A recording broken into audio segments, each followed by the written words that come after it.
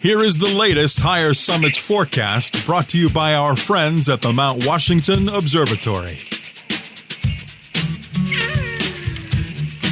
Weather above treeline in the White Mountains is often wildly different than at our trailheads. Before you hike, check the Higher Summits forecast at mountwashington.org. Weather observers working at the nonprofit Mount Washington Observatory write this elevation-based forecast every morning and afternoon. Search and rescue teams, avalanche experts, and backcountry guides all rely on the Higher Summits forecast to anticipate weather conditions above treeline. You should too. Go to mountwashington.org or text forecast to 603-356-2137.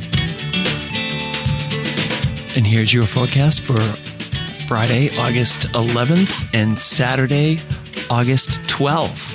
So the story with this weekend is going to be fog, elevated winds, and chilly temps. And in the discussion of the Higher Summits forecast, they are talking about the risk of hypothermia. So let's get into it and see what they have coming here. So Friday, mostly in the clouds with a chance of rain showers in the morning. Mid 40s for a temp. Winds northwest at 35 to 50 miles per hour. Increasing to 50 to 65 miles per hour with gusts up to 75 miles per hour, with the wind chill falling to 25 to 35 above. So yeah, that is pretty chilly. Friday night, mostly in the clouds, trending towards mostly in the clear under mostly clear skies. Mid 40s, winds northwest shifting west at 50 to 65 miles per hour, with gusts up to 75 miles per hour, decreasing to 25 to 40 miles per hour, with a wind chill again 25 to 35 above. Saturday, in the clear, trending towards in the clouds with a chance of rain showers and thunderstorms in the afternoon. Lower 50s for a temp. Winds west shifting southwest at 20 to 35 miles per hour, increasing to 40 to 55 miles per hour with gusts up to 65 miles per hour. All right, everybody, have fun out there. Make sure you're starting to pack all that warmer gear, okay? All right, bye.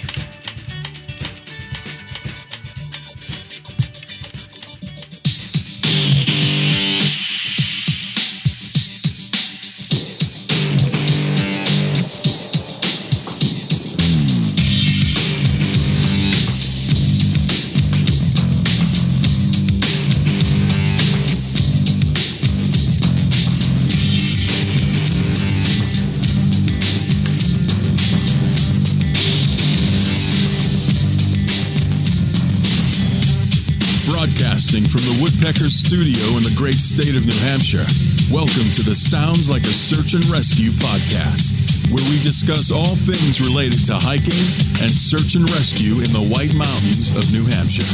Here are your hosts, Mike and Stump.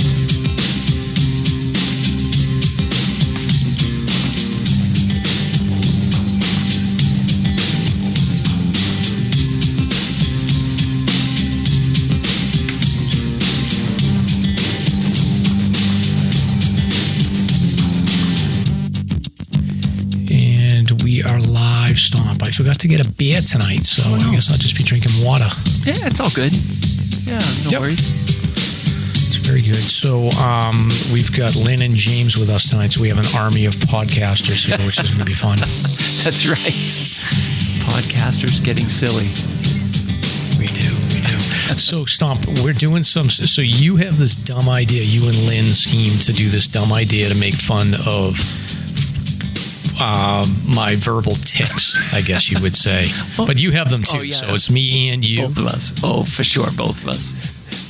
So if we say a certain word, like I kind of, so you guys haven't told me what the words are, but I have an idea what some of them are. So if I say any of them, then what are you going to do, Lynn? You're going to ring a bell? Yeah. You're going to ring a beer bell? And I don't know mine either, so I'm clueless. You're clueless? Yeah. Okay. So we have... This is such a dumb idea. We have a 100-point scale, and if any of us say those words, then we lose a point. And only one will come out victorious. In unrelated news, Stomp is going to be handling all the interview and search and rescue duties tonight. So you can focus. Correct. That's great. Excellent. So, oh, damn it. I probably just did one, didn't I? Oh, was that a demonstration No, okay. of the bell, or was that? No, I thought a certain word was going to be a hit. But anyway, all right. So, welcome to episode 117 of the Sounds Like a Search and Rescue podcast. This week we are joined by James from the 46 of 46 podcast. Welcome, James. Thanks for having me, guys. I appreciate it. Oh. Excellent. So James hosts a 46 of 46 podcast, which is an outdoor storytelling podcast based in the largest protected wilderness area in the continental U.S., a 6 million acre forever wild forest preserve known as the Adirondack Park in northern New York. I feel like the White Mountains should be bigger than the Adirondacks. So I was like a little sad and disappointed to find out just how big the Adirondacks are, because I always thought the White Mountains were larger. But anyway, Sure. We'll talk about that, James. Oh, that's funny. So basically, like our own beloved New Hampshire, hikers in the Adirondacks pursue their own version of a 4,000-footer list. So in season 1 of James' podcast, he unwinds the story of his completion of the Adirondack 4,000-footers, and he's since gone on to cover seasons focused on winter hiking, backpacking, and some of the lower peaks in the Adirondacks. So James is also a licensed guide for hiking and camping in New York, works in the film and television industry, and we're excited to learn more about the Adirondacks and about his podcast. All this plus Lynn Swezey returns. Yay! She has her bell with her. Yay!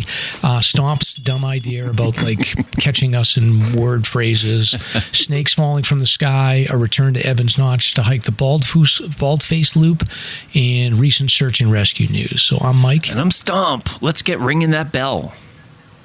Let's get ringing that bell. So you basically there's probably another word. So we have certain catchphrases. If we say them, Lynn's going to ring the bell, and I've got a pen with me. So once I discover what the words are, then I'm going to write them down and not say them. Okay, there we go. I'm ready. All right. So Lynn, besides the bell thing, what else have you been up to? So let me just run down what I'm aware of that we have to catch up on. Emily's hike, which was successful and fantastic. Yeah. We have to talk about your broken foot, you getting back into hiking. We want to plug the learning series for Emily's Foundation if we're ready. Yeah. And then you were flying a plane, like a small plane. What's going on? So why don't you just start from the top with Emily's hike and then run down the list. That's a lot of stuff, Mike. Thanks for all the pressure, but I watch you like a hawk. Excellent. Well, thank you very much. We had a very successful Emily's Hike weekend. All the team's hikes went off without a hitch. We had an excellent after party, although it was raining all day or most of the day. We were able to take it inside and raise a lot of money and be able to take that money and turn it into things like you mentioned, Mike. We're going to be doing some hiking certification classes. So it's going to be buddy certifications through the professionals at Redline Guiding. Nice. And you can either get a 3-season, a winter hiking, or an elite certification.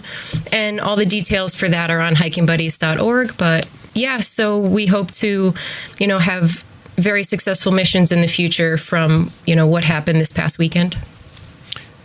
Awesome. So I'll make sure that I link those in the show notes. And then, so the Hiking Buddies charitable website will have the information on how to sign up for the wait list on those classes, but I'll link it in the show notes. What about your foot injury? Because you haven't been able to hike that much. Yeah, the foot is doing really well, actually. So I just started walking as much as I could, maybe 3 to 6 miles a day. Went to all my appointments, was careful, and I was able to hit 3 good peaks 2 weeks ago. So I'm feeling pretty good. And are you retired from slacklining at this point? You're like, it's you can't be doing that nonsense anymore. Can we call it semi-retired? Yeah, I guess. We'll see. Oh, boy.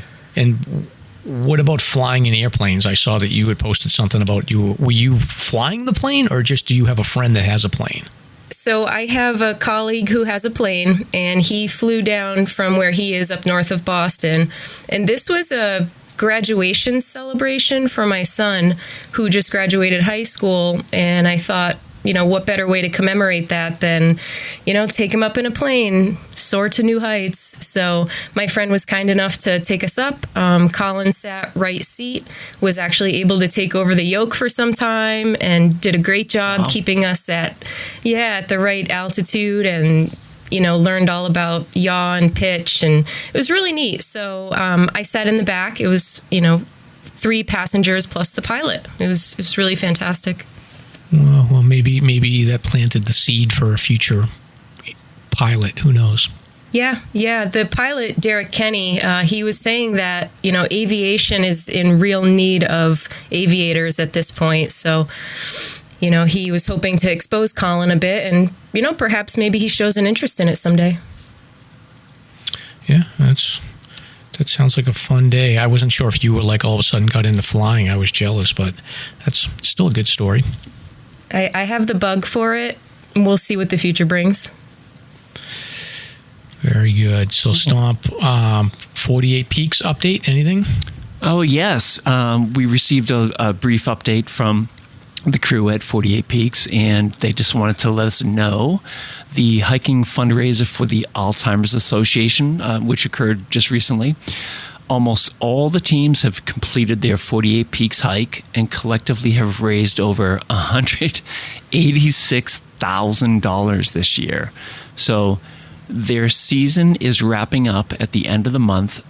So there's still time to donate, of course, if you'd like to make a donation and support their vision of a world without Alzheimer's and all other dementia.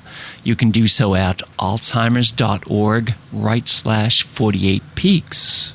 So that's good to hear. That's fantastic. That's really close, Stomp, but I just want to make a correction and say that it's alz.org, not alzheimers.org. Oh, sure. Thank you. alz.org/48peaks, the number 4 and 8. You bet. You should ring the bell every time Stomp screws up, too. I'll give you that. I'll give you a handicap. You get docked a point just for that. Yeah. Okay, so hopefully we'll get them up to 200,000. Oh, Lynn, I forgot to ask you. So, did I read in the text you're starting a podcast too? Actually, yes, I already started. What? I know, I need something else to do. So the secret's out. There is another podcast that I'm a part of, and that's within the mobile electronics world, so vehicle electronics and technology.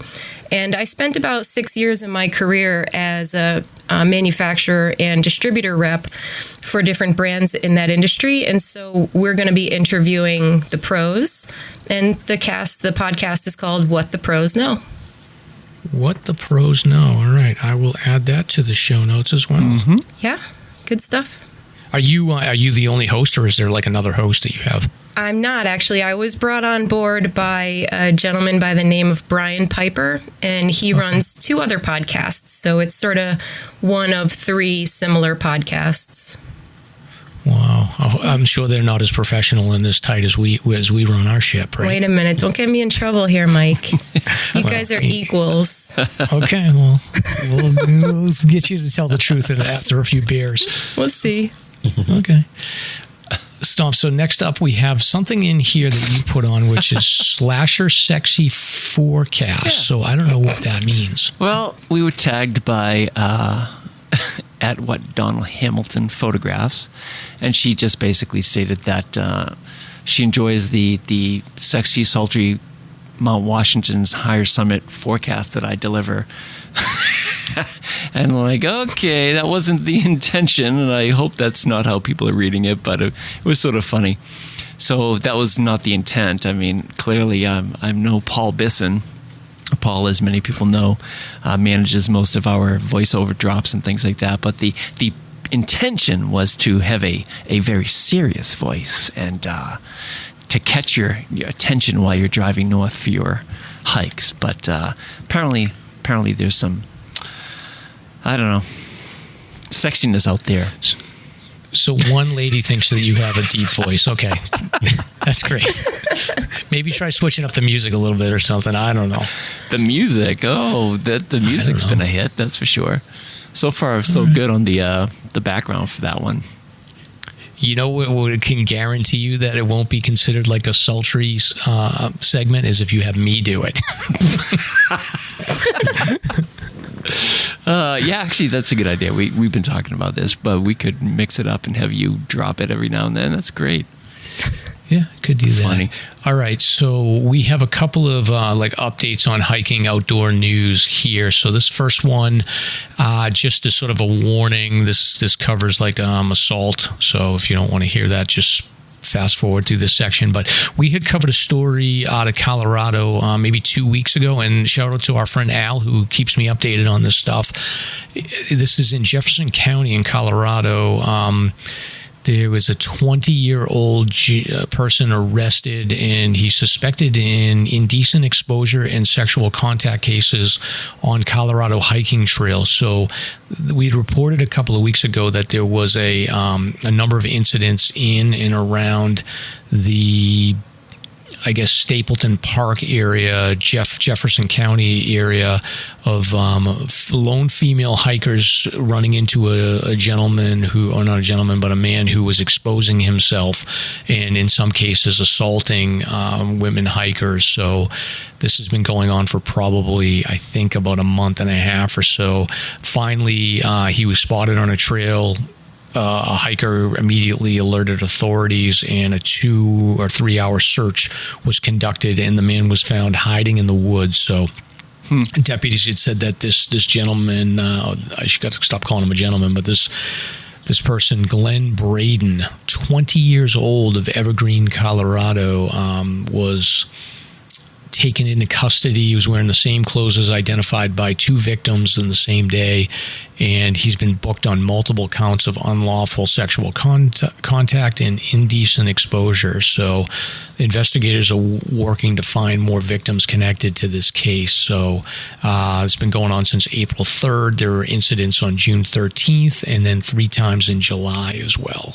So good thing that they got this person off the streets, because that's super scary. Yeah. Creepy. Super. Yeah. Insane. So, I mean, I feel like these stories are pretty rare, but it's also like Al sent it over and I wanted to just call it out just so that people can kind of be aware that occasionally this stuff does happen, but the creeper is in jail. Thanks, Al. Yes. Exactly. Okay. And I also think, too, it's a warning, like all these people that... Oh, Jesus. Exactly as one of them. All right. I was waiting for that. Okay. All right. From now on, when I have to say that word, instead I'm going to say seriously. So. Okay, good luck. We This got is one. hard. We've got one. Yes. That's too funny. Next one here. A mom of 5 was killed along a popular hiking trail days after her boyfriend updates their relationship status. Weird. So, yeah, this doesn't sound good. So, very beautiful lady, mom of 5, killed along a popular hiking trail. I saw the news come out that this lady was missing. A Maryland mother of 5 who went for a hike on a popular trail over the weekend never returned home, victim of a homicide. So, I don't really know how much of this is a hiking story or if this is just like a local walking trail, Exactly. but they are advertising it as a hiker. So we'll link this in the show notes, but my guess is that the ex-husband's probably got some explaining to do. Oh, possibly. Yeah, I hadn't thought of that. Did they mention any of that in the story? Let me see here. I had read it earlier. That would make sense, though. Just jealousy. They look like they're very like fitnessy, and yeah, it doesn't really say. They have no doubt that it was a homicide, and they're going to be investigating. He urges any would-be hikers to be careful, be aware of your surroundings, and I guess the boyfriend and her had been hiking as recently as like a week before the deaths. He's saying he's grieving. He wouldn't do anything to her. So I don't know. We'll have to keep an eye on it. Mike will be the judge of that. Yes, exactly. I always go right to the boyfriend when that happens. So this Exactly. Can we shut her microphone off, please? Nope. All right, this next one, Stomp, you pulled this. A snake falls out of the sky, lands on a woman, and then they are both Attacked by a hawk. They both end up getting attacked by a hawk. So unusual. The woman is walking. She gets a snake drops on her. The hawk sees what happens and then attacks the woman and the snake. And the lady's quote is, "Help me, Jesus." That's all that Peggy Jones could think to say during the snake hawk attack. Interesting story. So first off, where'd the snake come from? That's weird. Maybe A tree. Maybe a tree, yeah. And did the hawk save this woman's life? I mean, she could have been bitten by a poisonous snake. It's a weird story. Yeah, it's interesting. Her arm is really, really torn up. So. Damn it. I love this so much. All right, interesting is the other one. Oh, damn. It's almost So instead interesting. of interesting, I say fascinating. Yeah. I just have to say, it's like, Mike's doing most of the talking right now, so he does have more exposure. So this may not be a fair game, but it's certainly I'm fun. coming for you too, Stomp. Don't worry. Yes. All right, so snake boy. falls, hawk attacks. This is crazy. So the next up is there's a lot of news. People should check this out. Maui is on fire. There's a number of different areas in Maui. My understanding is that there's a hurricane on the way, high winds, electrical fires probably due to transformers blowing, and then with the high winds, it brushing the fire all over the place. One town in Maui has been completely destroyed, and sounds like they're dealing with a lot of other fires. Everything came in overnight, so not a lot of time to react, and they're just not set up to respond to fires like that. Is there any word on how it started? What I read was that they suspect that with the high winds that the electrical infrastructure may have caused some of the fires to start. Oh, it's shocking. I mean, the number of fatalities, it's amazing. It's terrible. Yeah, it's scary. Yeah, for sure. Scary. All right, a little update. And then the last little housekeeping thing I have here, Stomp, is I picked up an article in, oddly enough, NPR for Cape Coast and Islands did a story. They basically republished this from New Hampshire Public Radio end of July, talking about the state of the old bridle path and falling waters, and that there's a 5-year rehab project aimed at making Franconia Ridge Loop more sustainable. So we all know, I mean, we're on these trails all the time, and we know sort of the erosion and all the issues that are going on here. A little bit about this. They said a surge in use during the pandemic means that, it's not unusual to have more than 1,000 hikers a day pass through the Franconia Ridge Trail in the Alpine Zone. And I did talk to a forest ranger one time up there, and she confirmed that too, because they do hiker counts. So I think the trail's pretty well set up on the Alpine Zone, but where the biggest issues are is down below, I think, on falling waters with a lot of erosion, right, Stomp? Yeah, I would think so, for sure. But that's a lot of people. Yes. 1,000 per, what was the metric? A day?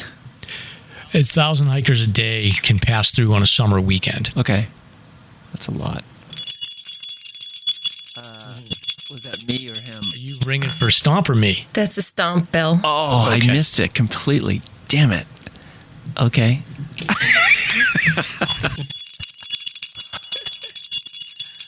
Okay. That's I like twice. this game now. That's 2. I like this game now. Keep going, Stomp. Say it again. I won't do that. I will not say it. I got it, though. Correct? Anyway, the budget for the federal government, along with the World Trails Network and the AMC, are spending about $1.8 million on these repair efforts. So I saw them up last year doing some measurements and some planning activity, and I talked to one of the people from the World Trails Network, about it, and they had said that they were going to really start doing a lot of the work this year and into next year. So I think if anybody's hiking on Franconia Ridge and you're on Old Bridle or Falling Waters and you see people out there working, just make sure you give them a shout out. Maybe pack an extra Snickers bar to give them when they're working, because they're really doing a lot of important work here. And hopefully, whatever they end up doing, they figure out how to make Falling Waters a little bit more navigable for newer hikers, because that seems to be like the hottest spot for search and rescues. No question about it. I mean, it's a big question. What needs to be fixed or corrected or rerouted? Who knows? But what is erosion? Are you talking water bars, or what exactly are they getting at? I mean, I would think the sections by the river crossings on Falling Waters, those you can't even use water bars on those in most cases, because it's really just like, you're kind of hiking on a waterfall as it is. But the downside of that is I wouldn't ever want to see them take the trail away from those sections either, because I think that's part of the attraction of that whole section is hiking up along the waterfalls. Sure, absolutely. So I'm not even sure if like a reroute is in the cards, but that might be a neat option too, is to have the original trail and a reroute. Just take your pick. That's obviously like wishful thinking though at this point. Yeah, because you could in theory do like a reroute, go farther to the south, and then make the loop trail go by the waterfalls, and then people can pick if they want to bypass it, or if just a sort of a safer option going down. Right. That seems reasonable. But who knows? Politics. Or we'll see, but make sure you keep an eye out on Franconia Ridge for those trail workers. They'll be out there for the next 4 years. Next up is a little bit of pop culture talk here, Stomp, so I don't really have much to add, but you had a couple of things here that you wanted to go over. Yeah, well, people tag us for Reels quite a bit, and it's a personal bias of mine, and you all here could probably talk me out of it, but the second I hear music or see a celebrity face doing a meme face, I generally turn away or move on to the next one. Yeah, so if in my opinion, if you want your reel reposted by us, that's probably not the best approach. You're talking about Instagram, according right? to me, yes, on Instagram. I generally lean towards the reels that contain just natural ambiance and just unedited and everything else. But it's just a quirk of mine. What do you think, Mike? Am I being overly dramatic? Oh yeah, you certainly are. What? Yeah, you're very dramatic. I don't know. You run the Instagram, I think. I don't know. I have a big variety of what I like. So if I laugh on something, if it's a celebrity, if it's music, I'm fine with it. All right. I'm not going to repeat it, but by the way, speaking of this, I have a video that went viral on TikTok, has 1 million views. Get out of here. Yeah, it's a 6-second video of Turks and Caicos where I say that I'm in Lawrence, Massachusetts at the Merrimack River, and I got 1 million views. So I'll post it in the show notes if people want to look. It's ridiculous. Who the heck is looking up that? Was it because of the hashtag? I don't know, but I just did this. I had this amazing video of like this private beach in Turks and Caicos. I remember that. I just did. It's just a pan. I just panned across the beach, and then I wrote Lawrence, Massachusetts, the Merrimack River, Lawrence, Massachusetts, and it got 1 million views. So it's not rocket science. Oh my goodness, that's really funny. I love it. Yes. Oh boy. Okay, and then you're watching Netflix, The Deepest Breath. I watched this for about 5 minutes and shut it off. I just couldn't get into it. Oh, really? Do you think so? Oh, I mean, it was just intense. You have these people that are doing these world record dives, 130, 140 meters deep.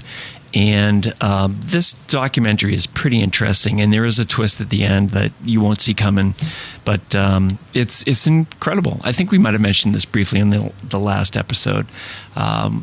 Really well done, and they capture the depths as well. So it's a very frightening sport, but I think this documentary is well worth the watch if you're into daredevil antics.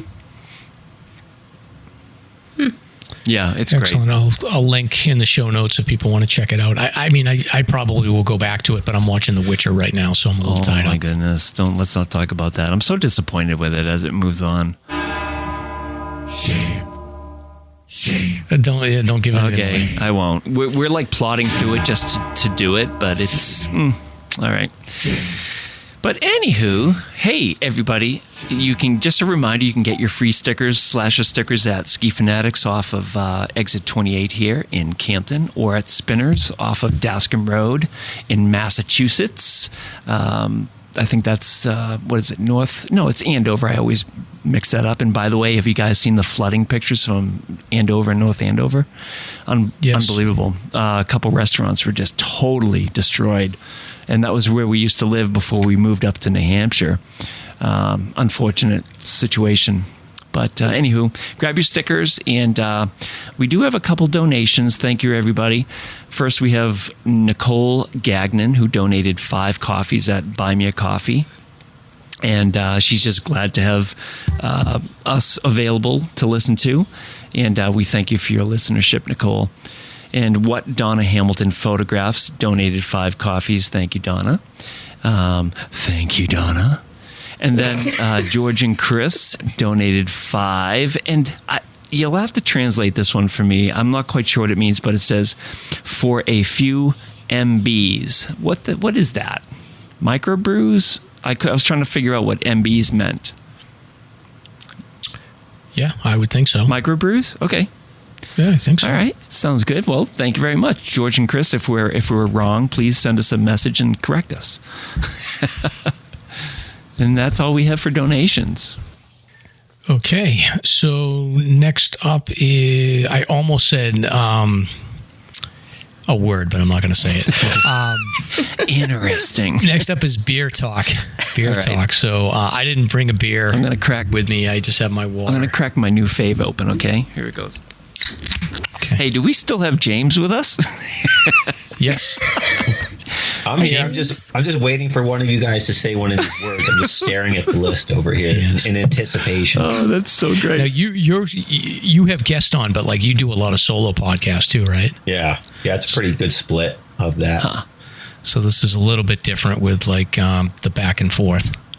Oh no, I mean I have guests, but I rarely have more than one person. Usually it's a two-way conversation. But when you guys have 3 people, and let alone 4 on this, it's like you guys can really riff. So I'm just enjoying the camaraderie that I'm experiencing right now, and just dying for more of these words to be said. Yes, it's very chaotic with 4 of us here, but it's working. It's working for sure. Okie dokie. Wait a minute. That's good. You're going to get a bell for that one. Oh, come on. It was okie close. dokie. Is that the same thing as okay? Close. Oh. I feel like conjugations count. I don't know. All right. Sort of a I'll give you that one. All right, stop. So you're Testing the waters. Are you drinking? Yeah. Pushing it. I have a delicious. This is my new fave. So it's a super fresh, a wicked double IPA, dry hopped by Peak Organic Brewing. Can you guys see this? Guys and gals see this? Yeah. It's really decent. It's 8.5, but it's just really tasty. It actually tastes more like a regular IPA, but it's locally sourced, bright, juicy hops, and certified organic, and it's delicious. It's my new fave. What can I say? Great. And I'm drinking Amesbury filtered water, which is lovely. And then Lynn, you are a fellow water drinker, I believe, right? Or coffee? No, I'm drinking hot chocolate with notes of chocolate. Hot chocolate. That's an interesting choice in August, but go for it. Go for it. Interesting. Oh, that's right. I said, I feel like that word, if I say it, should just, if I only say it as a standalone, if it's part of a sentence, then anyway, we'll talk about that after the show. And James, are you drinking anything tonight?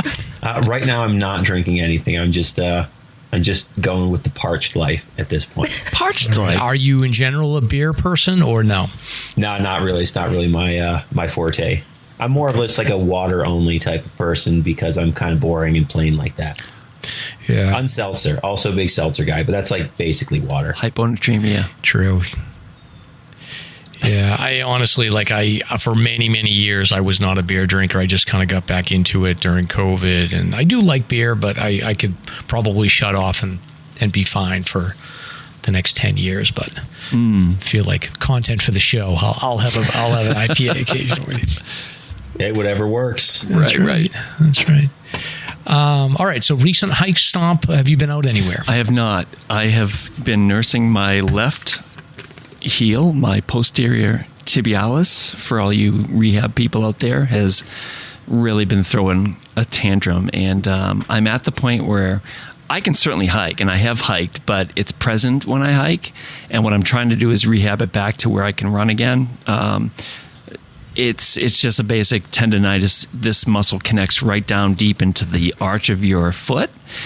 And, we can do these certain tests where you just try to do a heel raise. And I'm finally at the point where I can raise up on one foot on my toes without pain. So it's been like literally a month. So I figured I could continue to hike, but I opted not to hike just so I can get back to a healthy arch. It's really weird, man.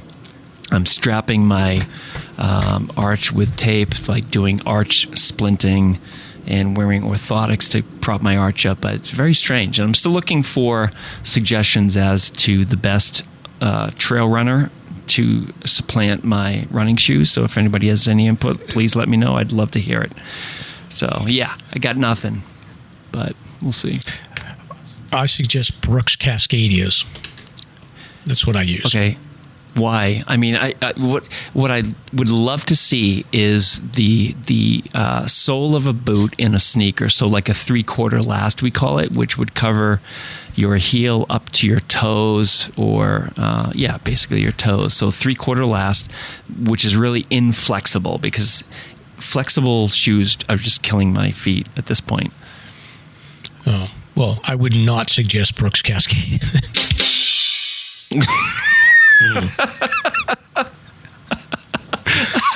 Okay. All right. I'll take that under advisement. Yeah. I don't know. They work for me. So, but good luck in your search for the perfect shoe. Right. If anybody has any advice, please message Stomp. Thank you very much. All right. So I almost slipped. I was out so I had Saturday afternoon, I had like the full day. I just had to be back to take Mrs. Mike to the adult Storyland event. So I'll talk about that in a minute. What?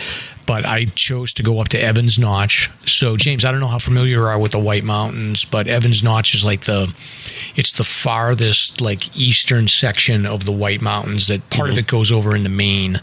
And there's a section there called the Baldface Loop, which is pretty much one of the most beautiful hikes in all of New England, in my opinion.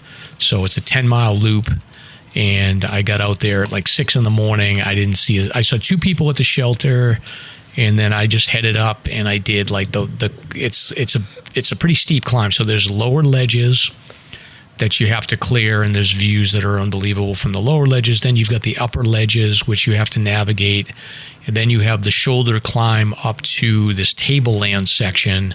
Then you're on the tableland section, and then you go up into North Baldface, and then, it's like another 4 miles of ledges that you're hiking on. So it's just, you're mostly above tree line after the first 1.5, 2 miles. So it's just unbelievable. I don't know. Have you ever done it, James? No, I've never done it. Sounds awesome, though. Yeah, I've been to New Hampshire. I've been all over New Hampshire, but I've never done any hiking there. But I haven't gotten into the Whites yet myself. No, sounds awesome though. Anything above tree line is a great time.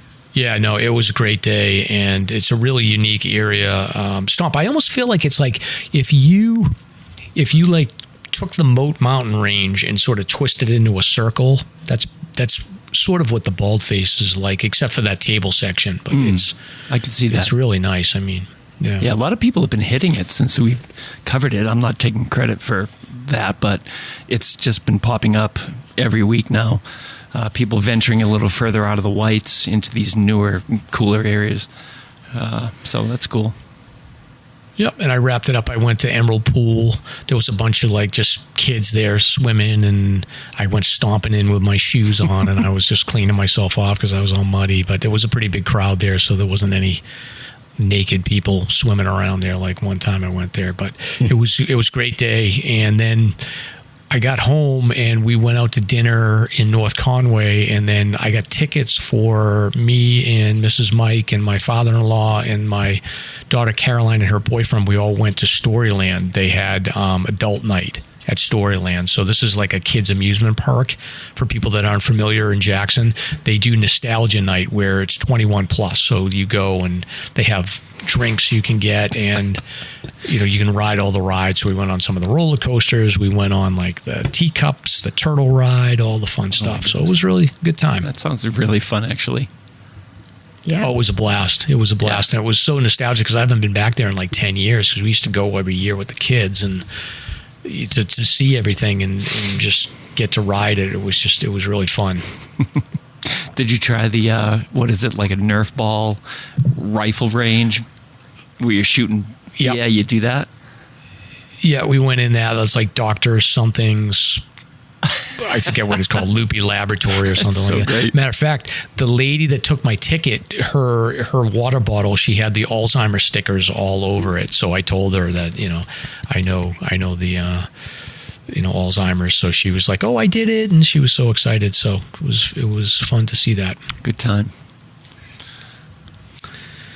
All right, Stomp. So that's all I got for recent hikes here. We got an advertiser. All right. So Vaucluse gear. Do you have a sweat problem? Sweat can be extremely uncomfortable on the trails. Plus, sweat is a serious risk factor. As your clothes get wet, your core temperature can dramatically fluctuate. This can result in hypothermia, heat exhaustion, and dehydration. Sorry, guys, I'm super distracted by Xylo. He's like chewing electrical cords in the corner over there. Get it. Oh, my goodness. Oh, kittens. So, back to hypothermia. This can result in hypothermia, heat exhaustion, and dehydration. We've got good news at SLASR for you.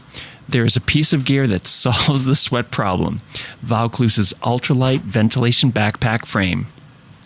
The frame is a backpack accessory that easily installs in your favorite pack, size 15 liters to 65 liters, and creates a ventilating airflow gap between you and your pack. It's also ultralight, weighing less than a pair of socks at just over 3 ounces.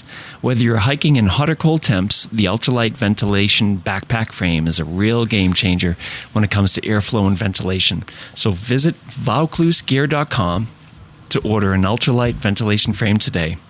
Use promo code SLASR, SLASR, to enjoy a $5 discount.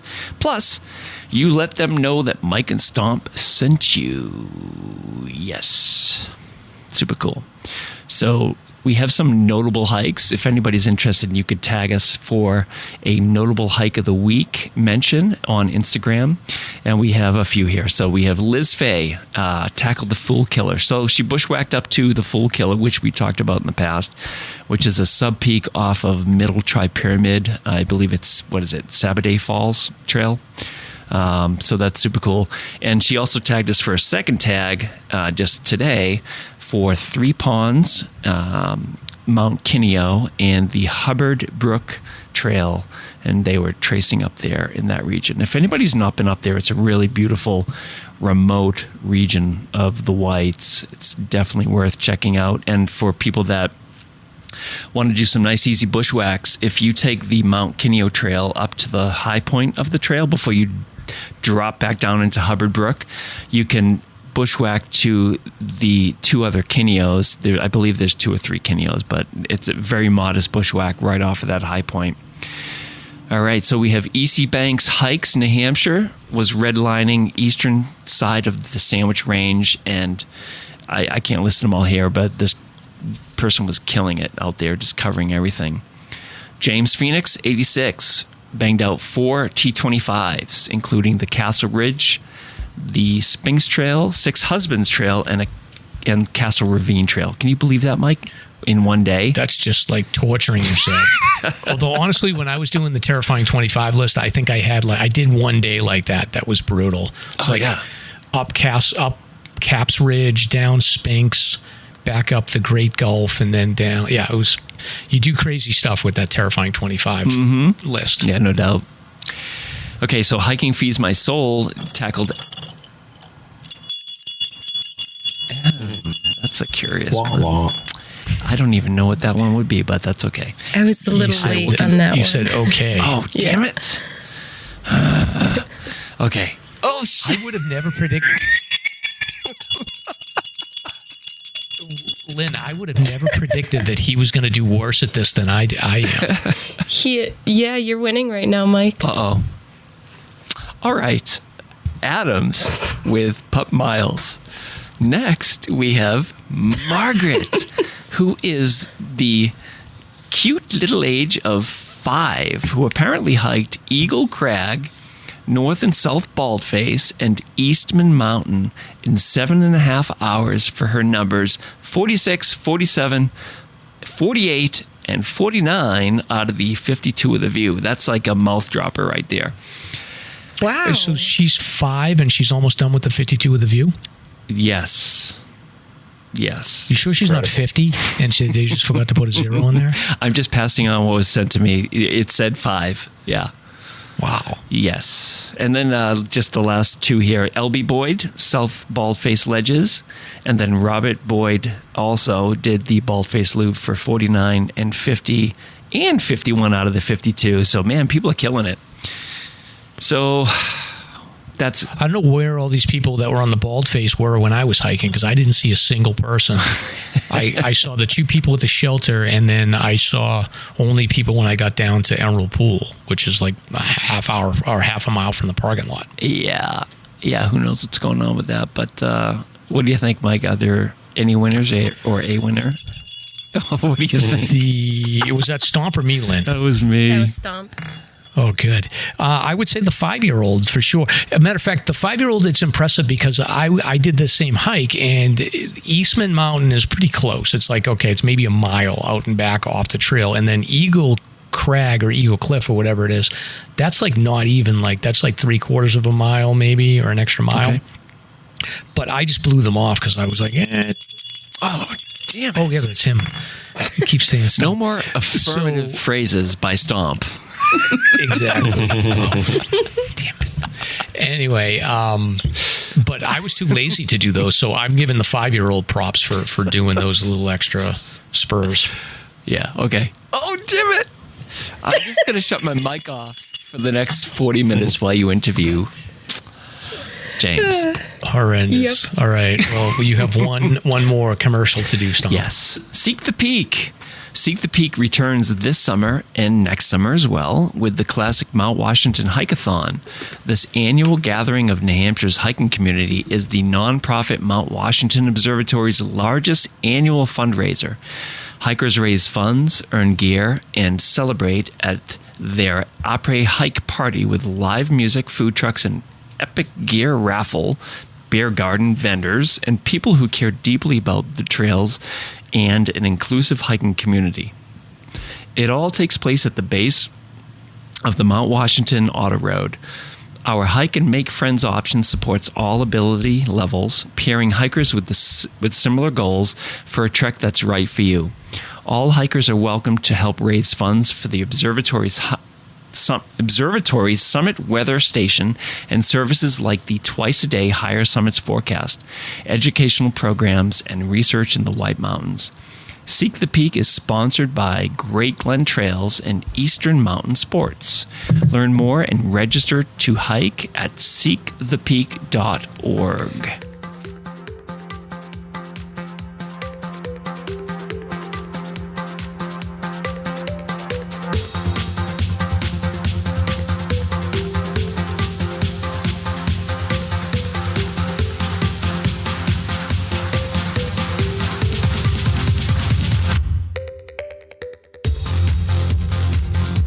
It's time for SLASR's Guest of the Week. Very cool. Very cool. Very cool.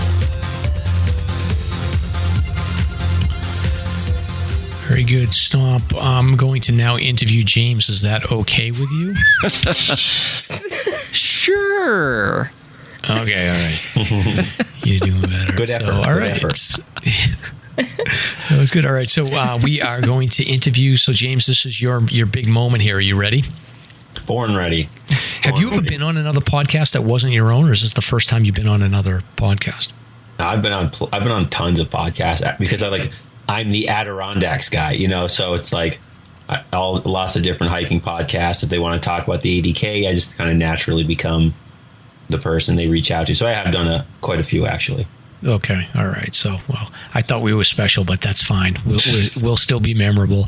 And then you were ahead of the curve because you started the podcasts probably I think we started in 2021, and you've been doing this since 2019, right? 2019. Yep. 2019. I launched. Started like writing my episodes. I mean, we'll get into that, but I started the process of preparing the podcast in 2018 and then launched it in the spring of 2019. Yeah, it's been a little bit of a time now. So we'll talk about the podcast, but can you give us your origin story, a little bit of background on your early life, and then how you got into I guess outdoor adventures and hiking? Yeah, sure. So I grew up in Lake Placid, New York, which is right in the part of the high peaks here in the Adirondacks, which is where I live again now. Grew up like anybody who grows up in any small town. All you want to do is get out. That's all that matters. And you see all these amazing mountains everywhere you go. It's just a part of life. So what happens to most, punk kids in school, they don't notice them. So like I grew up and I'm in this area where it's just like an outdoors mecca in terms of outdoor recreation.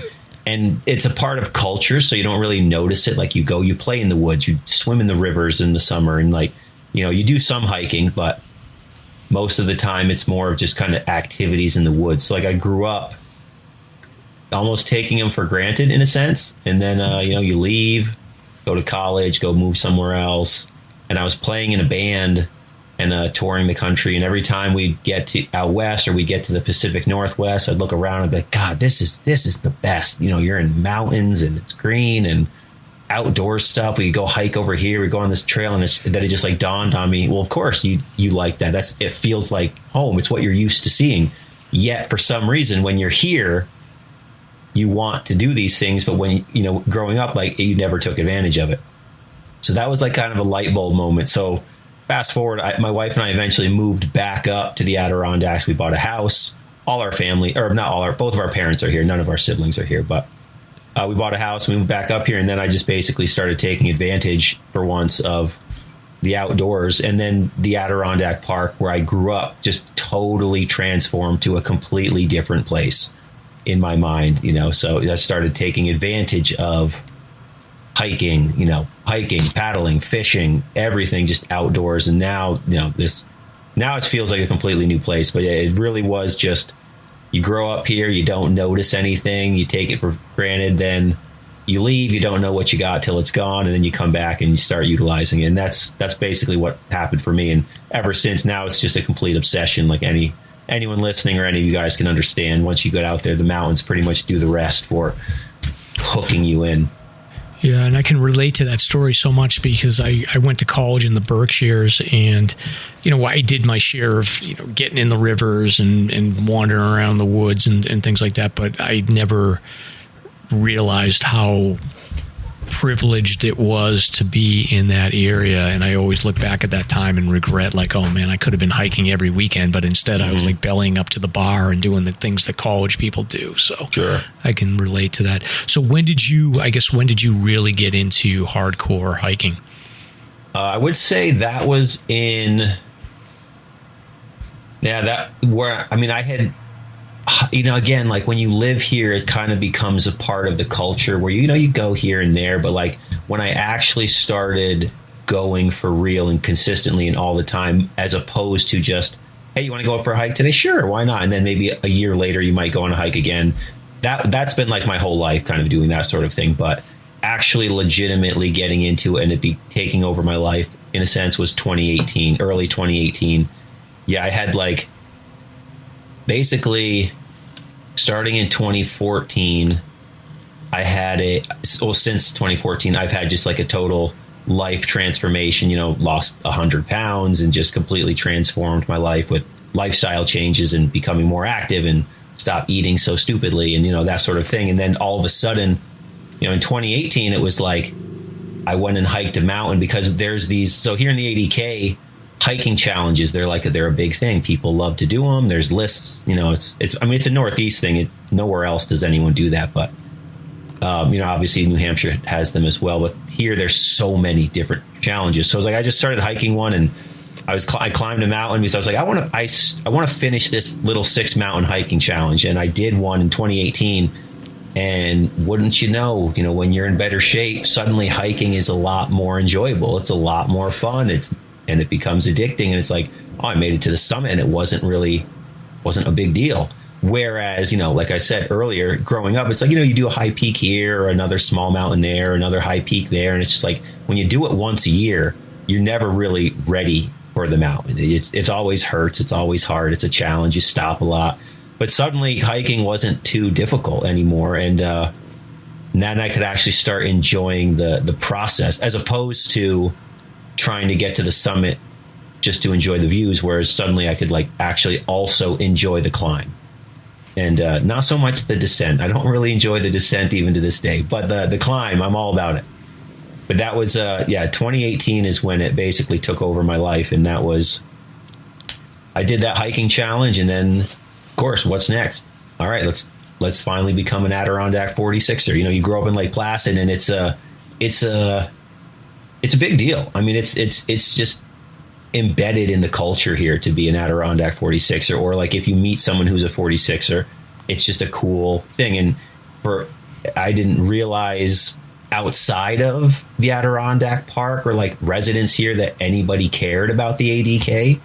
And in that process, I learned that the Adirondacks are I always knew it was a tourist town, but I learned it's a destination both physically and mentally for people. Adirondack culture is, people are obsessed with it. And that was kind of my introduction to this entire different world that it's where I live and where I grew up, but I didn't know it existed. So at that point, 2018, the hiking just basically took over. And has never really stopped. So that summer I hiked the 46 high peaks, and everything changed at that point. So a lot of our listeners are local to the New Hampshire Northeast area, Mm-hmm. and I know a lot of my hiking friends. They go out and they'll go out to New York to pursue the 46. But there's a lot of listeners that haven't been out there. So can you just describe the Adirondacks for people that aren't familiar with it? Sure. So the Adirondack Park, to go back to what you mentioned earlier in the episode where you were hoping that the 80 New Hampshire whites were bigger, the Adirondacks is larger than the entire state of Vermont. So that gives you a good grasp on how big this park is. 6 million acres. You could take Yellowstone, the Everglades, Glacier, the Grand Canyon National Parks, and the Smoky Mountain National Parks, take all of those, combine them, put them in the ADK Park, and the Adirondacks is still bigger. So it's just a gigantic amount of land. It's over 6.2 million acres, and you don't think about that in New York, but it covers almost a third of the state. And the thing about the Adirondacks is, think of a national park, and then put nestle some towns in the mountains in them, just straight up in the mountains, and that's what you get here. So it's a pretty cool place that you don't realize until, again, like I told you, I grew up here, and then you don't care, you just want to leave like any kid in a small town, and then suddenly you really start to notice the unique qualities that it has. So that's kind of what the Adirondacks is like. And in terms of mountains and hiking, there's the 46 high peaks, which are, our high peaks over 4,000 feet.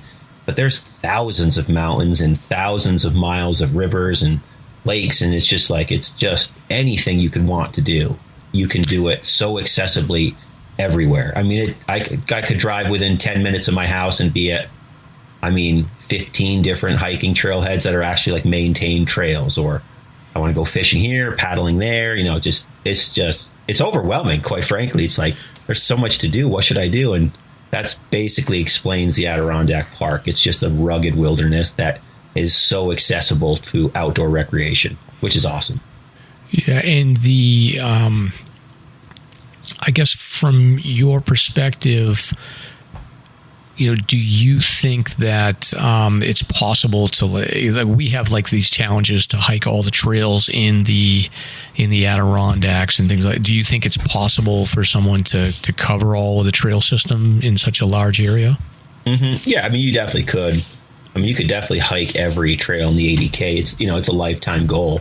There's a redlining challenge in like just the High Peaks Wilderness alone, which is the person who kind of created that challenge in a sense. I think there's only like 8 or 9 people who have completed and that's just the High Peaks Wilderness. That's just like one small wilderness zone in the park. But you could absolutely hike everything. But yeah, I mean, it would be a lifetime goal. Do you have if you wanted to? And then there's also, trailless peaks and herd paths, but like everywhere else. So do you have a mileage on the redlining? I'd have to look it up. I don't know it off the top of my head. I'm curious how it compares to the whites. I feel like, and this is just the High Peaks Wilderness. So like the actual High Peaks mountains, like there's the Dix Mountain Wilderness. There's other wilderness zones that they're in. So that doesn't embody all of the 46 high peaks. Mm-hmm. I want to say it's over 300 miles, but also I don't remember off the top of my head, but that's the number that's in my head as you asked the question. Sure. I could be completely wrong. But it's a thing for sure. It's a challenge. And it's a state park. So is there ever any talk about like it getting turned over into a federal national park? No, thank God it is not. People say like the Adirondack Park was kind of like the birthplace of conservation in this state of New York, and this whole kind of concept in 1892 is when this became a protected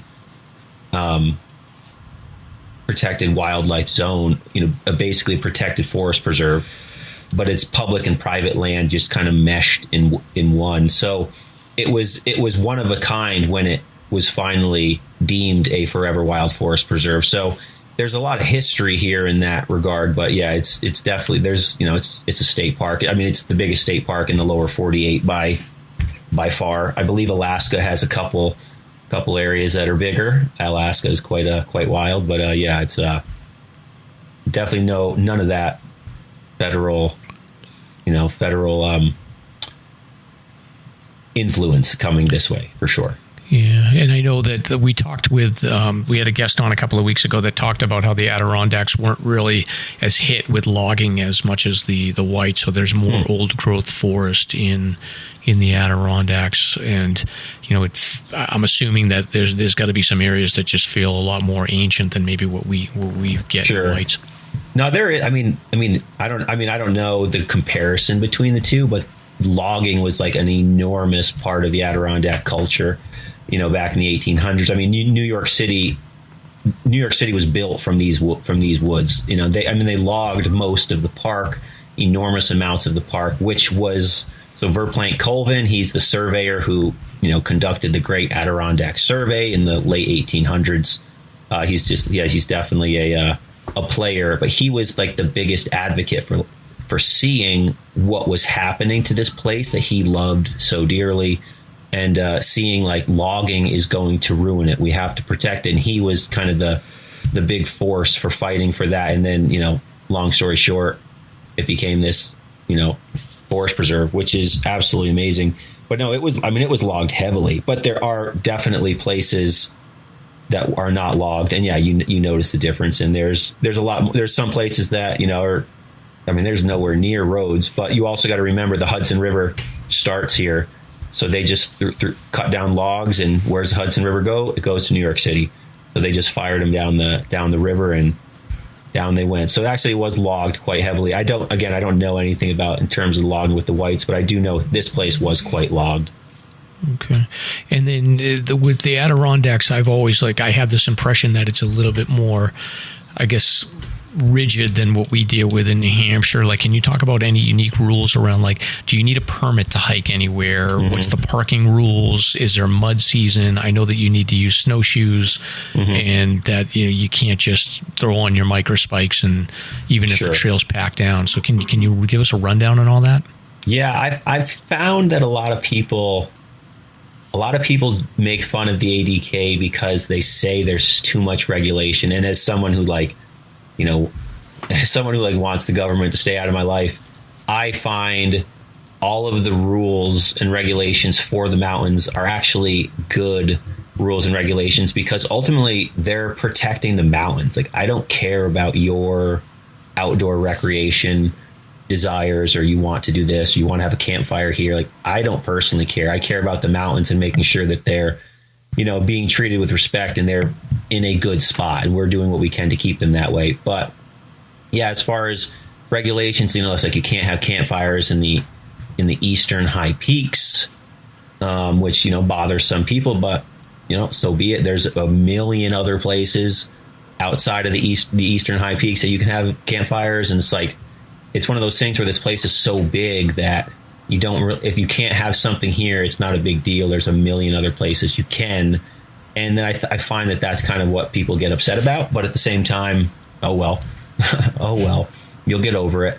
You can still go and enjoy a good time without a campfire. But parking, there are no permits. There's nothing like that. The only thing that has recently happened, 2 years ago, this one very popular trailhead that is kind of the access point for a few high peaks, called the Ausable Club, the AMR, and they started a parking permit system. And there's a lot of problems and a lot of people being very opinionated, myself included. I'm a podcaster, right? So of course I'm going to put my thoughts out there. But long story short, they implemented a parking permit for their property, but there's a state easement for access to the trails and to the public land via this property. But they started limiting people's access, saying you have to have the permit to go on this easement, which we all know that's not how state easements work. So there's kind of a thing with that, which drives me nuts, quite frankly.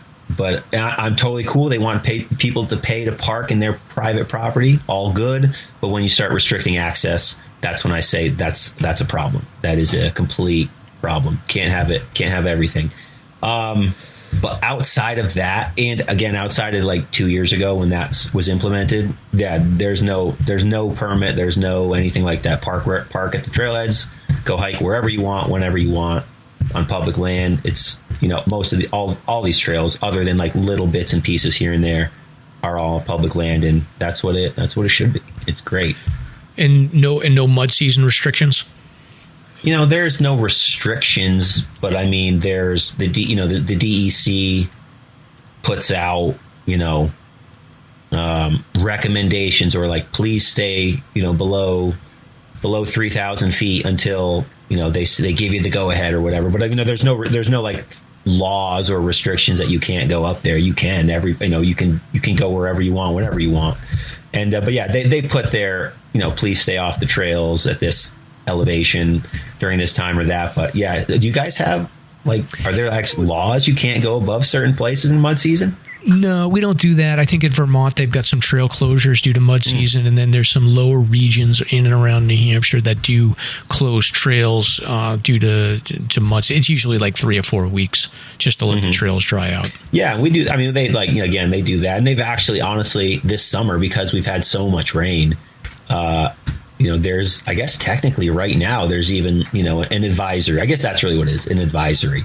Stay below 3,000 feet, but the summers here in the ADK, they're very short, so you got to get up. I mean, the snow's what is it? August. The snow's coming in six to 7 weeks. There'll start to be snowfall on Mount Marcy.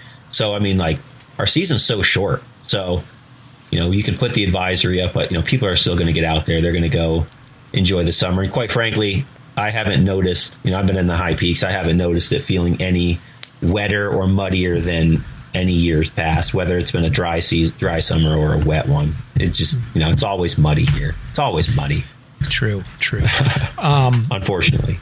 for people that haven't hiked the Adirondacks and they're thinking about planning a trip, what would you say are like the top 4 or 5 mountains or summits that you'd want to do if you're a seasoned hiker out here in New Hampshire and you want to get out there and experience like the highest points of the Adirondacks? If you are like a seasoned hiker and you know, this is not a new task, you got Mount Marcy, which is the tallest point in the state. Absolutely unbelievable view. So you could just, you know, add that to the list. And then I would recommend the lower Great Range, which is 4 high peaks, Gothics, Armstrong, Upper and Lower Wolf Jaw. That's an awesome hike. And a lot of people add the mountain Sawtooth to the mix, which makes it 5. But that's a great hike because you're on the range, and then it's just basically half a mile up, half mile down to the col, half mile to the next summit, half mile to the col. So it's like one of those fun days, just going mountain, summit to summit to summit. Then there's the Upper Great Range. I mean, there's so many, but yeah, these are all high peaks. But these are the places that I would send you: the Lower Great Range, the Upper Great Range, Mount Marcy. And then I would send you to the Santanoni Range, because the Santanoni Range is that's the range that people fear when they're becoming 46ers. That's the like, oh, I got to go to the Santanoni Range. That's the rugged. That's what puts hair on your chest. You know, that's what shows you like, okay, you can handle this. You can do, because it is a slog. It is a slog. Those would be my recommendations, though. Are any of these the hikes of the 46 involve bushwhacks, or they all have trails to the summits? No, they all have trails. They're not all DEC maintained trails. A lot of them are herd paths. But like at this point in the game, I mean, I think the Adirondack 46er list is at like 15,000 now. I think. I don't really know the exact number now, but yeah, I mean, so even the herd paths, like they're very evident. There's no bushwhacks. I mean, there's hundreds and hundreds of mountains you can bushwhack and go to the top and do whichever you want. But in general, yeah, every high peak has a trail to the summit. And we have some like epic, you know, presidential traverse, the Pemi Loop, like 20, 30 mile hikes. And I think it's like the Devil's Path. And the Catskills. That's the Catskills. Sorry. Yeah. Do you have like any equivalent hikes like those? Yeah. The Great Range Traverse is what it would be called. It's, so again, it's the Great Range. It's definitely the quintessential Adirondack hike. Like if you are a seasoned hiker and you're a badass and ready to bang out a monster day, that's definitely the hike to do. You start on Mount Marcy, you go down, then you go hit the Upper Great Range, which is what I mentioned before, and then you go over and hit the Lower Great Range, and then you go out. It's like, I think it's not a lot of mileage. It's just obviously like any range hike, it's a lot of up, you just kind of up and down. I feel like it's kind of in that 20-mile range. It's like, again, it's not that difficult. It's just a lot of elevation. But, that's what we do, right? That's what we like to do. But yeah, I would say the Great Range Traverse would be, if you are a seasoned hiker, give it a go. And there's also tons of bailout points if you needed to, but you will likely be very far from your car, unless you hike back, which again could still be very, very far from your car. Do you have like we have the Appalachian Mountain Club, where they've got huts and, they're around if people get in trouble. Typically, you can get into the huts for a break and things like that. Do you have an equivalent? We have like, there's lean-tos everywhere, all over the park. But in terms of, like the Appalachian Mountain Club, like we don't have, I mean, if you need help, you call the Rangers, or you get your ass out of the woods yourself. Those are pretty much your two choices. But I mean, we have Rangers, and they're pretty overworked with the the influx of people coming to do massive mountains that they're not quite ready for. But yeah, that would be, I guess, that would be our only kind of your only option there. But yeah, there's no like organizations. There's the Adirondack Mountain Club, but that's more of like a place, like a, hard to describe, I suppose, but like a camp. You could camp there, or they have services, but like they're not like coming to get you or help you, if that makes sense. That's just the DEC or yourself. Yeah, and I do know, like I've read some crazy rescue stories in the Adirondacks. Mm-hmm. Like it seems like one of the common things I read in the Adirondacks is like a fair number of scenarios where young people are out hiking and they get stuck. They don't have a headlamp, or they just they bite off more than they can chew. It seems like there's a lot of headlamp issues, a lot of people that maybe they're not they're not going out there specifically to hike, but they get out there for a night of fun and then they get themselves in trouble. But I'm sure there's been some other like crazy rescues. So is there anything that stands out to you as far as search and rescue activity that's happened over the last couple of years? Yeah. So, I mean, the amount of search and rescues we have are just, it's alarming. But also, I mean, it can't be any different where you guys are, or any national park right now, with the influx of, more and more people are retreating to the outdoors. And I think that's a fantastic thing. I think we should get outside. We should get into nature. I feel like that's what we should be all doing. So it's fantastic, but it does come with some growing pains, right? So people, they need the knowledge, they need the understanding and the expertise, and even to be directed to the right size mountain or the right size hike or the right place for them for their current skill level. So what people do is they ask a local, hey, where should I go hike? And of course, a local can tell you Mount Marcy because it's the tallest mountain in the state. And then they end up, I call them Marcy rats. They end up climbing Mount Marcy, in tennis sneakers and one Poland Spring water bottle. And it's like, this is a 17-mile hike, no matter which way you go. So it's probably not what you're looking for. And then they turn around or get rescued. But yeah, the rangers are just nonstop. It's definitely become, I guess, problematic, you could say, because the state also doesn't fund. I know the rangers are severely underfunded for the amount of work that they're putting in now. And these guys and gals, I mean, they're out.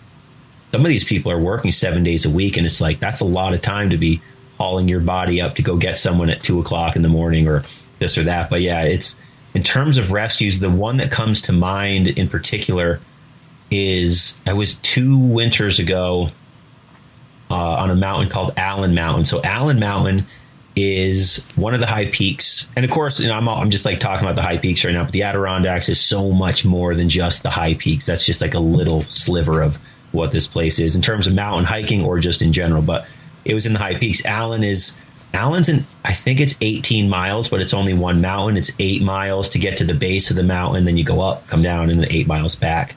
So, it's a trek, right, to get out there. And in the winter, especially if you're not skiing, obviously it's even more challenges. But there was a woman who was off trail, ended up having to be rescued. It was a few days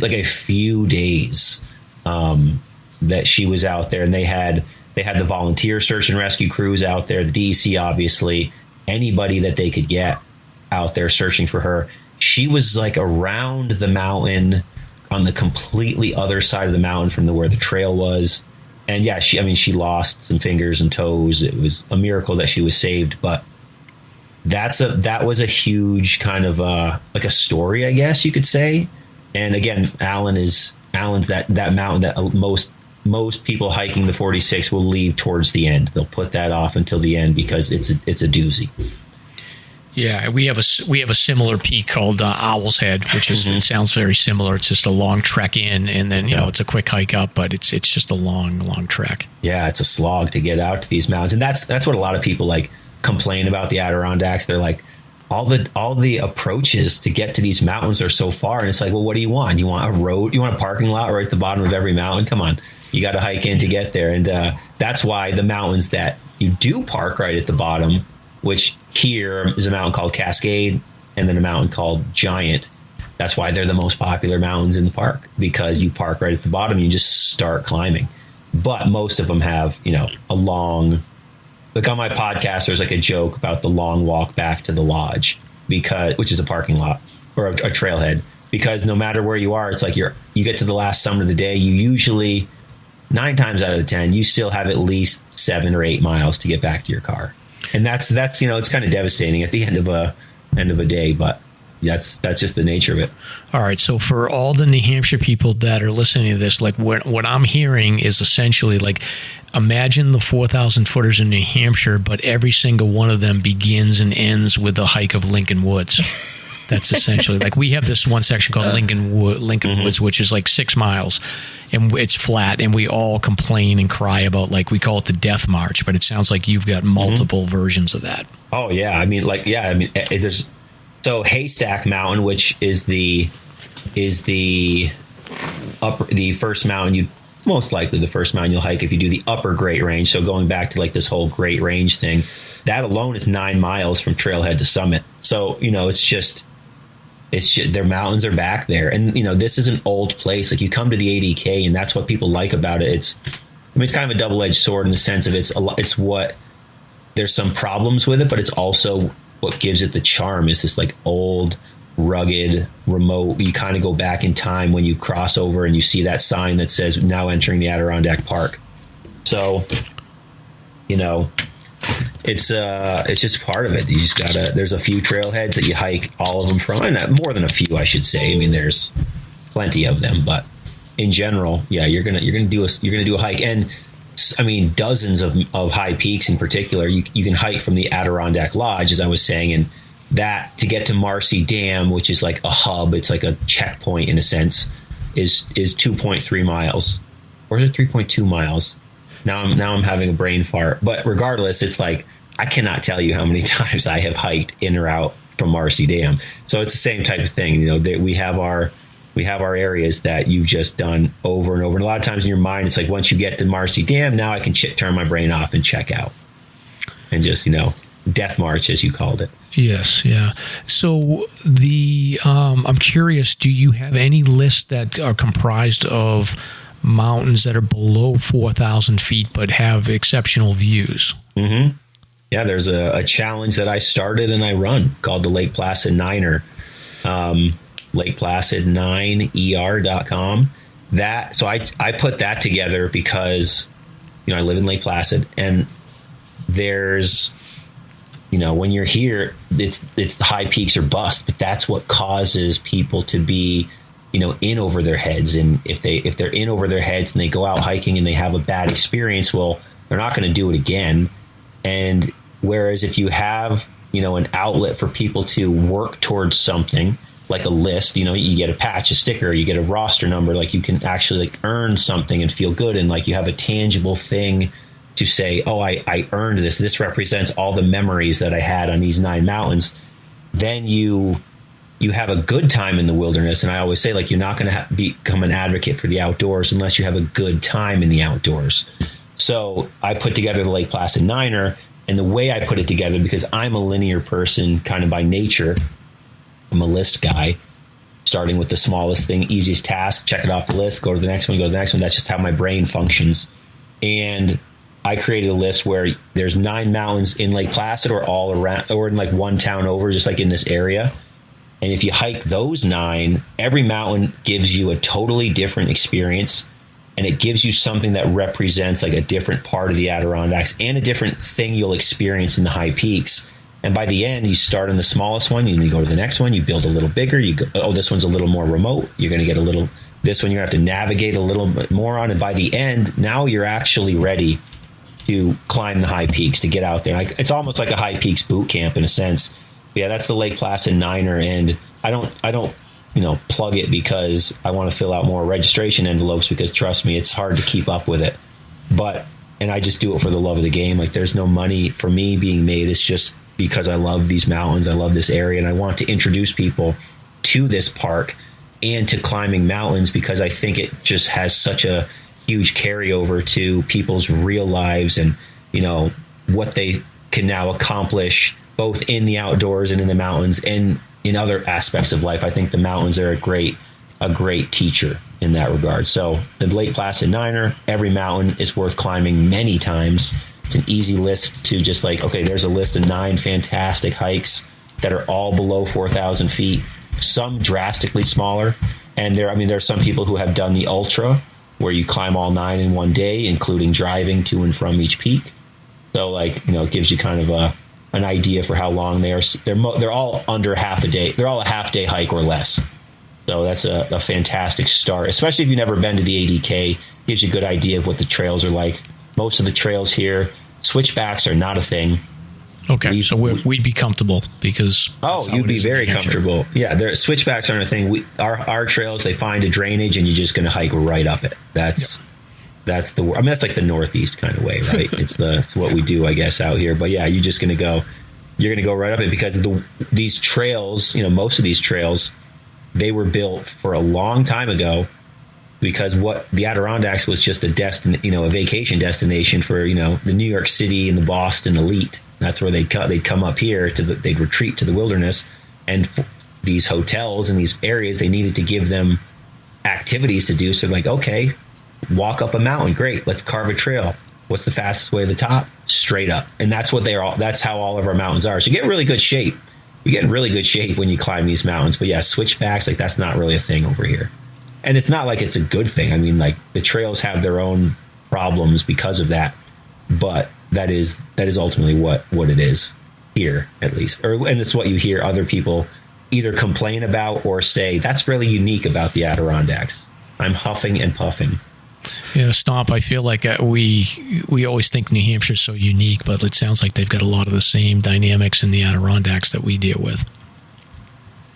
Yeah, I think so. Yeah, except for search and rescue, apparently. Yes. I did some digging, and I did find a SAR team up north, Saranac, is that right, James? Mm-hmm. Okay, so how many teams are there? Well, there's Saranac, there's obviously the DC, there's Saranac, there is another team that's like out of Albany or Troy, which is like Western Mass, not in the Adirondacks. It's in that area, but they come up pretty frequently too, from what I've been told. Okay. But in your opinion, do you feel like the state's underserved in terms of the rangers being overloaded? Oh yeah. Okay. Absolutely. I think they'll all tell you that. Yeah, it's just, the Adirondack Park, it's a 1-day drive from 60 million American and Canadians. So it's just like, it's a hub, it's sure. like nestled between Boston, Montreal, New York City, Philadelphia. Even DC is only, I think it's like a 7 or 8 hour drive. Like you can get here. Ohio's only 8 hours away. Like so many people will come here because the park is so big, right? It's, as I told you, it's the size of, we'll call it the state of Vermont. So there's so many different points within the park. Sure. You could drive 3 hours in the park and still be here. So suddenly 3 hours north is a lot closer to all these other cities, and 3 hours south, it's a lot closer to Buffalo and Rochester now. So many people come because it's just like truly the perfect kind of little nook that it is here in the Northeast. And with that comes people wanting to get outdoors because that's what you do here. That's why you come here. You come to go to the outdoors. And what people don't realize is sadly, the outdoor kind of recreation life does come with like needing a little bit of understanding, or people typically overestimate their skill set and get themselves in trouble, which is what causes the search and rescues. And then sometimes you have very legitimate search and rescues. I don't care who you are. You break your ankle on the summit, like you need to be rescued. Like no one's going to be upset with you. It just kind of sucks that that's what happened. But if you can't walk out, you can't walk out. Yeah. So, we get all sorts of things. But yeah, I mean, definitely the vast majority of search and rescues end up being, what you would dub like an unprepared hiker, sadly. But that's what I try to help curb that with my podcast. And I know I do a pretty decent job because I hear people send me messages thanking me, telling them about X, Y, or Z. So at least it works in that regard. And what you guys are doing, the same thing, like letting people know in an informative and entertaining manner, hey, let me try to help you. Because again, it's like if people don't have a good time in the outdoors, they're not going to become an advocate for the outdoors or the Adirondacks or the Whites or wherever your adventure takes you. And ultimately, that's what we need. We need more people who are enjoying it and want to help protect the lands, because it's a privilege to be able to, be just be immersed in nature and climb a mountain. I mean, it's a privilege both physically and being able to do it. Like, how many people could not climb a mountain, would love to be able to do it. The fact that we can is amazing. It shouldn't be taken for granted. But then also just having the ability and the opportunity to get out there is, it's life changing. As I told you, for me, it's completely changed the walking up hills completely changed the trajectory of my entire life. So like that, to me, that says a lot. And I want to bring that to anyone else who wants it. And I want to bring it to them in any way that I can. And I want to help them, understand and respect this place and want to protect it as well, because it's also my home.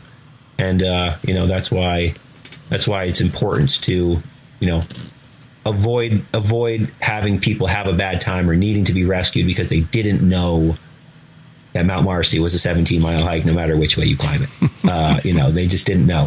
When you got right across the parking lot from where you went in to hike Mount Marcy, you could have hiked Mount Joe. It's 0.9 miles to the summit, 600 feet of gain, got an amazing high peaks view. It's exactly what you wanted, but you didn't know. So and back in time to get ice cream too. That's it. You just didn't know that was actually exactly what you wanted, but you didn't know. So, I do what I can, I suppose. But. Yeah, the idea for the podcast. So, me and Stomp talked about a podcast. I had a very long commute before COVID, so I was constantly I was sports radio, talk radio, podcast. So, and I was always I wish there was a podcast about hiking and mountaineering but there was never anything good. So I always talked to Stomp about we got to do a podcast, and we sort of talked about it for years, and eventually we got around to doing it. But can you talk a little bit about your calculation on putting together one? Mm-hmm. Yeah. So I also commute for work. I work in New York City. I work in the film industry. So I'm in the union there, and, traveling back and forth from the Adirondacks, for the week, go back down to New York City, work the week, come home. And then between TV shows or movies, I'm home for a while. So I live a life on the road quite a bit. So I have a lot of windshield time. So I also am a big podcast guy. I love to listen to them, always did. And then after I finished the 46 high peaks one summer, 2018 was the summer I finished the hike. I hiked them all. And then I was like, man, there's such a, and as I told you before, the Adirondacks, it's such a thing. It's a thing for people to come here. And I never realized that, because when you grow up here, you don't appreciate those types of things or even take note. So when I started learning via the hiking community, this is such a destination for people and it's such a thing, I was like, man, wouldn't it be great if when Joe Schmo and his girlfriend are coming up from New York City to hike the Upper Great Range, they could listen to a mountain or an episode about the Upper Great Range. And I was like, or to just hear one person's 46er journey start to finish, because I always call it a 46er journey because it is a journey. When you start hiking those mountains, you're doing mountain 1 or 2, and then you're on 46, you don't think about the mountains the same way. You're a transformed person. I guarantee it's no different in the whites. If I were to go start hiking them right now, what I think of them would be drastically different when I'm at the end than it is when I start. You go from, what I explain it to people is you go from thinking about the whites, or I'm sure the Adirondacks, as a single entity, and then all of a sudden it becomes okay, now you're breaking them down by wilderness, and now you're breaking them down by types of trails, and I don't think of the whites as a single entity anymore. I think about okay, I'm going into the Sandwich Range, and I know that below 2,500 feet I'm going to get this type of forest, and then when I get above it, so you start to you get to know the personality of all the features of the different sections of the forest. I always say that every mountain becomes a character in your story, and they are a character. And that, I told you before about the Santanoni Range or Allen Mountain, it's you just say these words to people, and they're suddenly you have a bond to talk about, and it's exciting. Or it's funny. And I'll get back to the podcasting real quick. That's just a side note. I remember when I hiked Allen the very first time, and I mentioned it in the podcast about it, because Allen is this remote mountain, 8 miles to the base, and then up a really tough climb with slime and just it's just tough. But everyone on that hike, this isn't the Marcy rats with a Poland Spring bottle trying to hike Mount Marcy when they should have hiked Mount Joe. This is people who kind of know somewhat about what they're doing. And everyone's rooting for each other. When you're on Allen, it's that you're kind of further in your 46er journey, most likely, not always, but most likely. And you all know the reputation this mountain has. So you're the camaraderie with people on the trail that you don't know, strangers, like you're rooting for each other. And that's so freaking cool. I love that. There's something about that. Like, you're so right. It's like that shared experience across even generations. Like, you're all, even if you talk to someone that's much older, you've all done the same hikes. It's like a shared experience across time, generations, but you all can sort of harken back to sort of the same experience, and it cuts across, like, whatever your like political views are, or your social economic standing, or whatever. It cuts across all that, which is kind of unique. Like, you don't have that. You have it like when you're rooting for sports teams, and you get that in some respects from like local community, but it seems like it's not as common as anymore. That's something I like about hiking. Yeah, same. And I say on my podcast all the time, the mountains are the great equalizer. Like, they don't give a damn what's in your bank account. They don't care who you voted for. They don't care what you believe. You're either going to make it to that summit or you're not going to. And that is a very good lesson to take away. Like, sometimes you just got to quiet that noise. And that's what I like about the mountains. Man, there's so many life parallels to being in the mountains. But to go back to your original question, sorry for kind of side noting there, but yeah, the podcast, I was like, if I have all this windshield time, imagine if I was going from New York to hike the Upper Great Range or Giant or Cascade, whatever mountains I'm going to hike, there wasn't a podcast I could listen to about it. And that's, as a person who works in the film industry, kind of my brain defaults to like tell a story, narrative. So I decided, okay, I'm going to tell my 46er journey start to finish, because I did it in one summer. So it's like kind of it's just a story. It didn't take years to do. So it's a good, like, quick story. So I started writing, and I scripted out my story. And I had taken a lot of notes.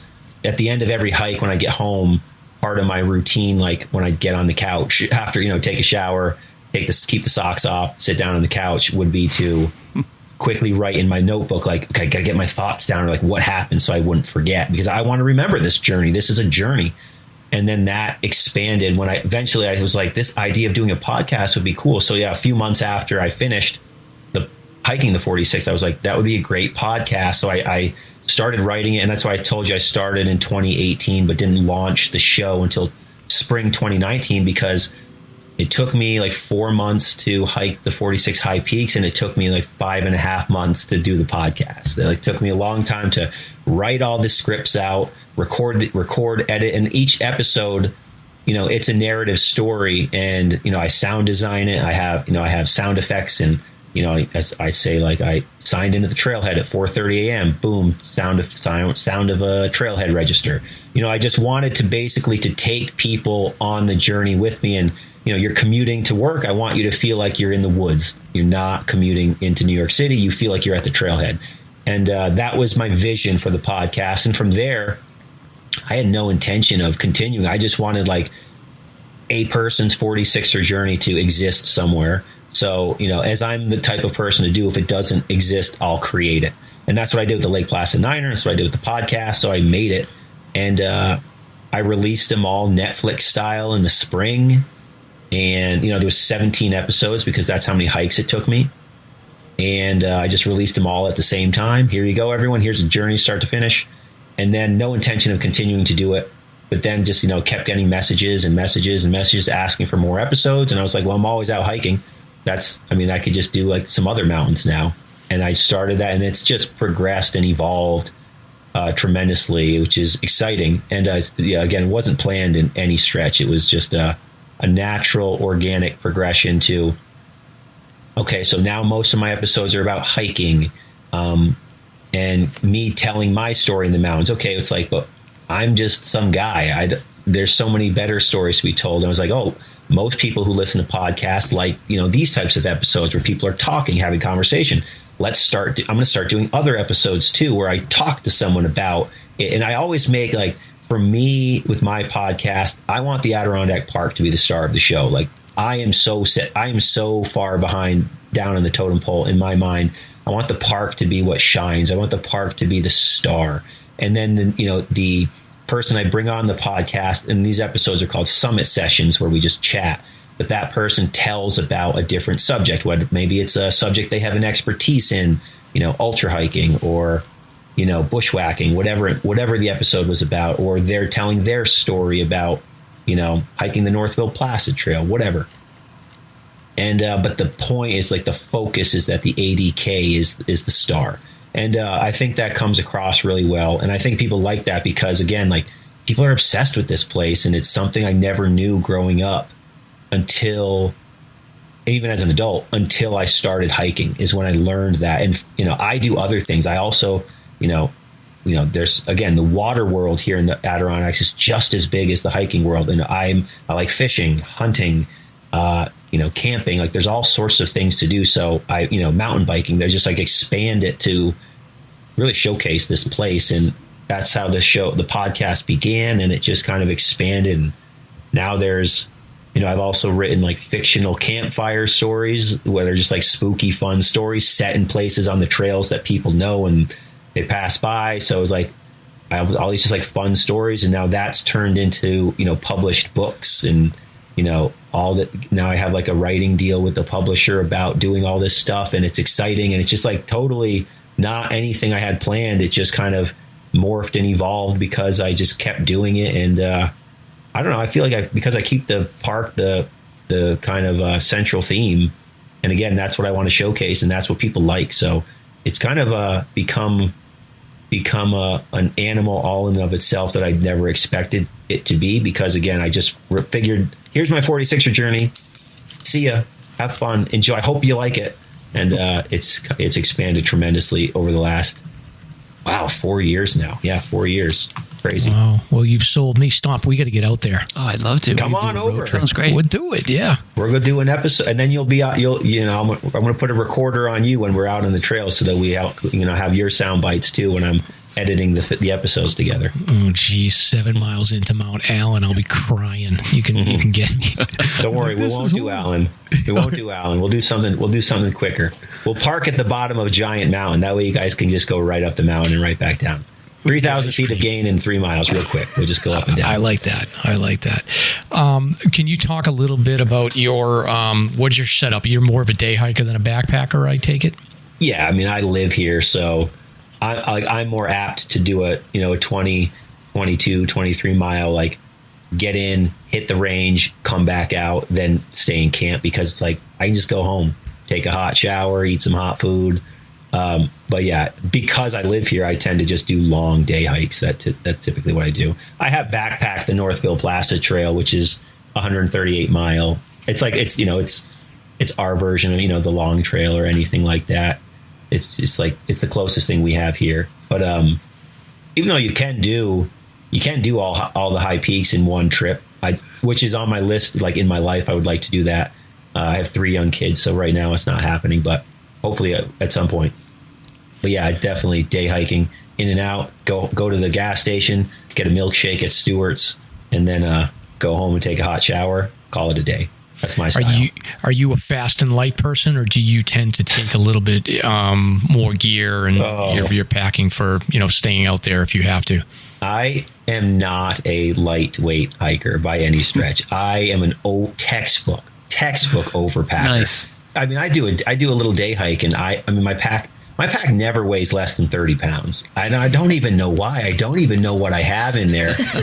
I just like. Stomp has found his spirit animal. So I want to pause for a second here, because it looks like you have a musical background. So Stomp has a musical background. You both seem to have this like audio editing skill, and then you're both carrying 30, 40-pound backpacks. So I feel like you've got the beards going on. You guys are like the spirit animals here. Yeah, glasses too. So. Like it's no, it's. I don't even know why. I was just out in the high peaks just last week. And my buddy that I was with, who, I mean, he just absolutely crushes these mountains. And his pack was like, his pack was like 11 pounds. And I'm like, what do I have in my backpack that is so? Wait, I don't get it. I don't even know. But I mean, I know it's in my pack, but it's like, I just always overpack. And then the winter, I mean, forget it. The winter, I'm ready. I'm ready to stay there overnight. I'm ready. Unfortunately, but like, I mean, thankfully, I've never needed to use any of that stuff. But yeah, I'm definitely a textbook in general overpacker, and a rather have it and not need it than need it and not have it. And the amount of food that I bring for a long day in the high peaks. So if I'm doing 4 or 5 mountains, I have 4 or 5 sandwiches in my backpack plus snacks. And I always in the high peaks have like at least 5 or 6 liters of water, even though the amount of rivers and water you can get and just scoop up is just like rivers are everywhere. You need my 100 I don't get liter it. pack. I do. Well, no wonder your buddy's carrying 10 pounds. You got everything he needs, so he doesn't have to carry it. That's the thing. I'm a good person to have. I'm a 220 pound guy, 6 feet tall, so like I can handle a nice big backpack, and it doesn't really faze me as much. But like I also just don't get why mine is so heavy. But yeah, I bring a lot of water, even though like I said, there's so many rivers and stuff you can get water from. Really nice rivers, but not always. I mean, some different ranges, it's like once you leave this part, you're on your own. So, but in general, it's because I have a 3 liter bladder that's always in my pack, so that gets filled up at home, and then I have 2 or 3 Nalgene's in the backpack that have electrolytes in it. So it's like I got my electrolyte water and then my just regular bladder water, and that's all. Maybe that's where my weight comes from. But then in the winter, my pack's even heavier, but I have even less water, so I still haven't quite dialed that in as to why, but it's no different at work. Like at work, I have what's called my set backpack that I bring to set at work, and the guys I work with, they make fun of me too. They're like, "What is in your backpack?" And I'm like, "I change of clothes and a raincoat. I don't know why it's so big. I just don't quite." But then you start digging in, and you're like, "Oh, I have this and this, and then that's right. This piece of equipment from like 3 jobs ago is still in my backpack." So. There's kind of that element. I guess in general, I can't fight it. I just accept it for who I am. James is like, why do I have 3 sets of microspikes in the bottom of my backpack? He's got 13 pounds of water. Is that what that weighs? 2.2 per liter, yeah. Wow. James, don't you make fun of these water people alone that count ounces? Like, are you kidding me? Not me. Worried about an ounce? Not me. When I did the Northville Placid Trail, my pack was... So backpacking the Northville Placid Trail, I mean, I had, cooking, backpacking stuff, pads, sleeping bags, cookware. I feel like my pack even then was only like 45 pounds, but it's like, so then why is my day pack still 35 pounds? I don't get it, but I'm in the same boat. It is what it is. Yeah. It is what it is. I don't fight it now. And now I just, I accept it for what it is. Keeps my back strong though, so that's good. True. If you ever did decide to go like ultralight, like you'd be an animal going up the trail. Well, I see these people trail running, and I'm like envying them, because sometimes I'll go. So I remember before I said these people hiking Mount Marcy, what they should have done is gone across the parking lot to Mount Joe. Mm-hmm. I go up Mount Joe all the time, and I'll hike that. I'll just like go grab my trekking poles and run up that. It's 0.9 miles, 600 feet of gain. It's a good like exercise mountain, just like get outside on a nice day. And I'll go up that with just my trekking poles with no backpack, and my God, like the feel of how it's almost like it feels weird being in the woods without a backpack on. And then like in the fall, like when hunting season comes, I have like a waist strap, kind of like fanny pack, belt pack, backpacky thing, but it's like a fanny pack with shoulder straps. And even then, when I'm running around the woods and running around the mountains, I have like nothing on me, and it's so weird in my brain to not have a backpack on and to be able to like not feel so tied down. You do feel light as a feather. You just really do. Naked. Yeah, it does. It's a weird feeling, but I do like it. But yeah, if I'm in the high peaks, I'm nervous. I guess I'm just like, just in case. Well, you've sold us, Stomp. We got to get it on the list. We got to get out there. I got this Yosemite trip I've got planned, but then maybe we can get out and do a winter hike. Winter is the time. Yeah. Winter's great. And it's funny, you guys don't live far, and I don't live far from you guys, but I haven't gone to New Hampshire, and people are like, why don't you go do some episodes somewhere else? And I'm always like, I drive 5 hours each way to go to work. I'm not driving anymore to like have fun. Right.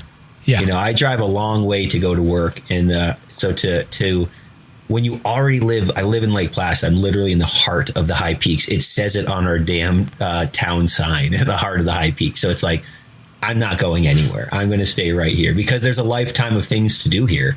So if I didn't travel for work, I'd be more apt to go other places. But because I do, yeah. How common is that people do like the week in the city and then come back? Very uncommon, not common at all. Okay. No, I'm just like, I'm just crazy. Yeah. But I just got to be in the outdoors. And it's, you on a Friday night, if I go to work on a Friday night, especially if I'm going to like get to start driving early. In the film industry, we work like really weird hours. And, if we're shooting nighttime scenes outside, obviously we're going to work all night because we need to be outside and it needs to be nighttime. So like sometimes I'll always start driving Friday night, but occasionally I'll actually make it all the way home Friday night. Not always. Sometimes I sleep on the side of the, at a rest stop in my van, which I have like a converted van, and I'll do that. But the excitement and the joy on a Friday night, knowing like, oh, I'm going home, I'm going to go back to the ADK. I mean, I feel like someone who doesn't live there too. When they get into the Adirondacks, like I'm giddy. And then you get out, especially like when you got in the van, like let's say you got in the van in Brooklyn and then I drove north and I didn't stop for gas and I made it, basically all the way to the park. And then I stopped for gas and I get out and and the last air you smelled was New York City and the next air you smelled was the ADK.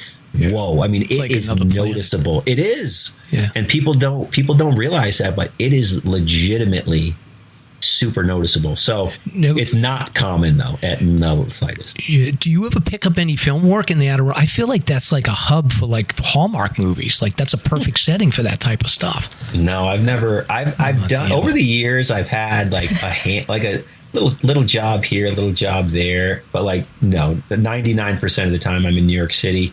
I've done a bunch of movies in Massachusetts. I've done 8 TV movies, either Hallmark, Lifetime, or Hallmark or Lifetime movies. I've done 8 of those, all in Massachusetts. So I've done a bunch in Massachusetts actually. This is your man, Mike, for Kittens for Waterville.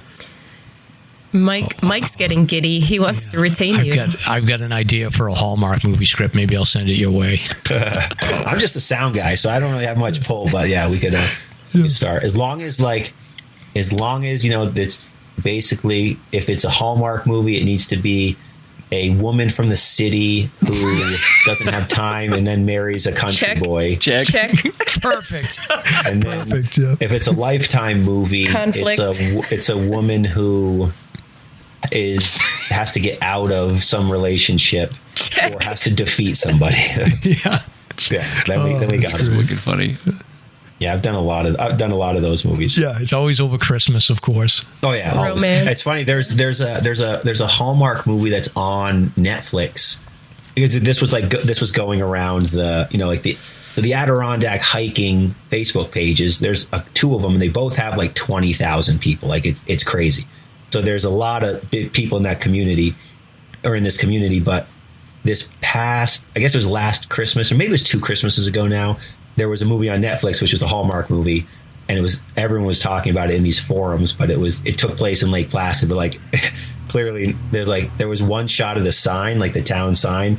Everything else, like nothing about it looked remotely like Lake Placid, but everyone was like, there's a movie in Lake Placid. And I had people messaging me, did you work on this? And I was like, it's fake. It's not really in Lake Placid. But yeah. It was in Mansfield, Massachusetts was where they filmed it. Probably was. Yeah, right. Excellent. So anything else you want to plug, James? No, not really. I will say for your listeners in particular, so this past winter, obviously you guys were struck really hard with the back-to-back deaths in the Whites. The girl from Massachusetts and then the guy like a few days later. Yeah. That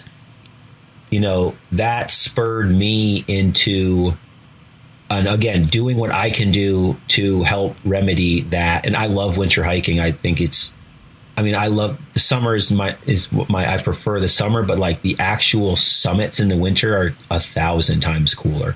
Yes. So I'm a big winter guy, and I did a winter hiking 101 series right after that happened, and that basically just kind of motivated me to do one. And I spent a lot of time getting as much information down and putting those episodes together. So I did, and it originally was going to be 1 episode, but there was just so much. I realized as I started like writing the episode and figuring out what I was doing, there was so much to know. And it still crushes me to this day, because I know if either of them listened to those 3 episodes, they would not have, what happened wouldn't have happened. And it kills me to think that they're like, just the idea of somebody freezing to death out there, like, makes me want to cry. Like, it's just such a lonely way to go. And it's, it's like, I can't imagine, but you're out there and you're freezing to death. And, I just can't even imagine. But if you are new to winter hiking or you want to try it, I think that's, you just go to my podcast and look for Winter Hiking 101. It's a 3-part series. I put a lot of time into that information. I start from the ground up. So the first episode is all about what's on your body. The second episode is all about what's in your backpack. And the third episode is emergency situations, avalanches, ice, hurricane, all that, everything. So if you do want to winter hike, it was inspired by what happened in the White Mountains over the winter. And I think that's a really good place. And anytime I'm on a podcast, I like to say that because that's the type of information that can actually save someone's life if they find themselves in a predicament. So I do want to plug those 3 episodes, but hope you don't mind. But no, it's great. Yeah, that's perfect. I'll grab those and add those to the show notes. And we did like a 2-part series where we had some really great guests on to talk through. And it's such a hard thing with winter hiking because it's part of it is you have to do a lot of research. Another part of it is that you have to get out there, and then you really, what's best is to get out there with people that have done it and sort of know what they're doing, because there's just so many little tricks and techniques, and they don't all work for everybody, but there's all these things that you just need to keep track of. And it's like, you're a list guy, there's a list of like 120 things that you have to think through for winter hiking. So it's not easy. No, it's not. And there's, it's something that, even like I said, as I was putting the episode together, it became a 3-part series. It was like, as I started writing, like, there's so much to know. And I didn't even realize there's so much to know because it's just become so second nature at this point. But like, if I was somebody who had never done this and wanted to get on a summit in the winter, it's like, well, of course, they wouldn't know any of this information. They wouldn't know about base layers. They might not know about puffy jackets. Like, they might not know about any of this stuff. So it was crazy how much information I was basically starting to write down when I start to really break down what do you need to know to get out there. And it's crazy. And I always tell people, and even for me, I don't go out in the winter unless, like, I'll go on like smaller mountains I go on all the time just for fun, like a quick, nice summer or sunny day. But if I'm going into the high peaks, I don't go in the winter alone. I go in the summer alone, fall all the time. Hunting, I'm obviously by myself, running around bushwhacking and stuff. But the winter, I don't mess with that. It's not worth it. To me, it's not worth it. Too much can go wrong too quickly, and when something goes wrong, it does not take long for it to be really wrong. So that's why I'm pretty cautious. And I mean, going with what you just said about going with other people, this was not this. Maybe it was this past winter. I don't know. It was either this past winter or the previous one. But I think it was this past winter. A gentleman died on. He was by himself. He was in his 60s. He was climbing the Mount Colden Trap Dyke. Now the Trap Dyke is like it's the place that is, it's badass. You get some really unbelievable pictures. You're climbing up a slide, basically, but it is not for everyone. There's rock climbs on it. It's like, it's legitimately not for everyone. And this gentleman had climbed some huge mountains on planet Earth. Like, he was a very experienced person. And he died out there. He was found under under a couple feet of snow. He was by himself. He went the morning of a giant snowstorm. He went by himself, and he went up the Trap Dyke. It's just a recipe for disaster. But also, it's like the weather changes so quickly and so drastically in the winter in the mountains. So it's like you just don't know, which is why, in my opinion, going solo is just not worth it. You don't usually see 2 people die in the winter, but you very often see 1 person die. So I think that also says it. And I don't want to end this episode on a downer, but it is when I was talking with you guys, it was like, that's what inspired that whole kind of thing. And those episodes, I've actually never had so many episodes or so many of my podcast episodes listened to from people from all different, like so many different states. So the information was very applicable no matter where you go. So that was cool. People were sharing it. But yeah, it's the real deal, and it's no different in New Hampshire than it is here. But also they'll flip it and let's have a fun ending here. the winter's awesome. The winter is a great place. And just like with hiking in general, you start on small mountains, you work your way up, you do a little bigger, a little more remote, a little bigger now, and then you start to dial in your layers. And over time, then now you're summiting mountains and it's covered in Dr. Seuss fluffy snow, and it's just like absolutely the best view you could ever see on this planet, in my opinion. Yeah, and you can do a little butt sledding. We do that here in the White Mountains. It's so much fun. So the best. Yeah. I'm looking forward to it, actually. It is pretty shocking when you said like we're only like 7 or 8 weeks away, but you're right. Like the summer goes by so quickly, and even now, like the sun's setting before 8 o'clock now again. So it just goes by so quickly here in the Northeast. And that's just like 7 or 8 weeks until like Mount Marcy will start to get some snow flurries. But like, yeah, I don't have micro spikes in my backpack from like June to September. Like they go back in September. So I guess technically June, July, and August, they're like the only 3 months of the year I don't have micro spikes. And then in the winter, you have to have snowshoes with you if there's 8 inches of snow, which is always, and you have to have them on.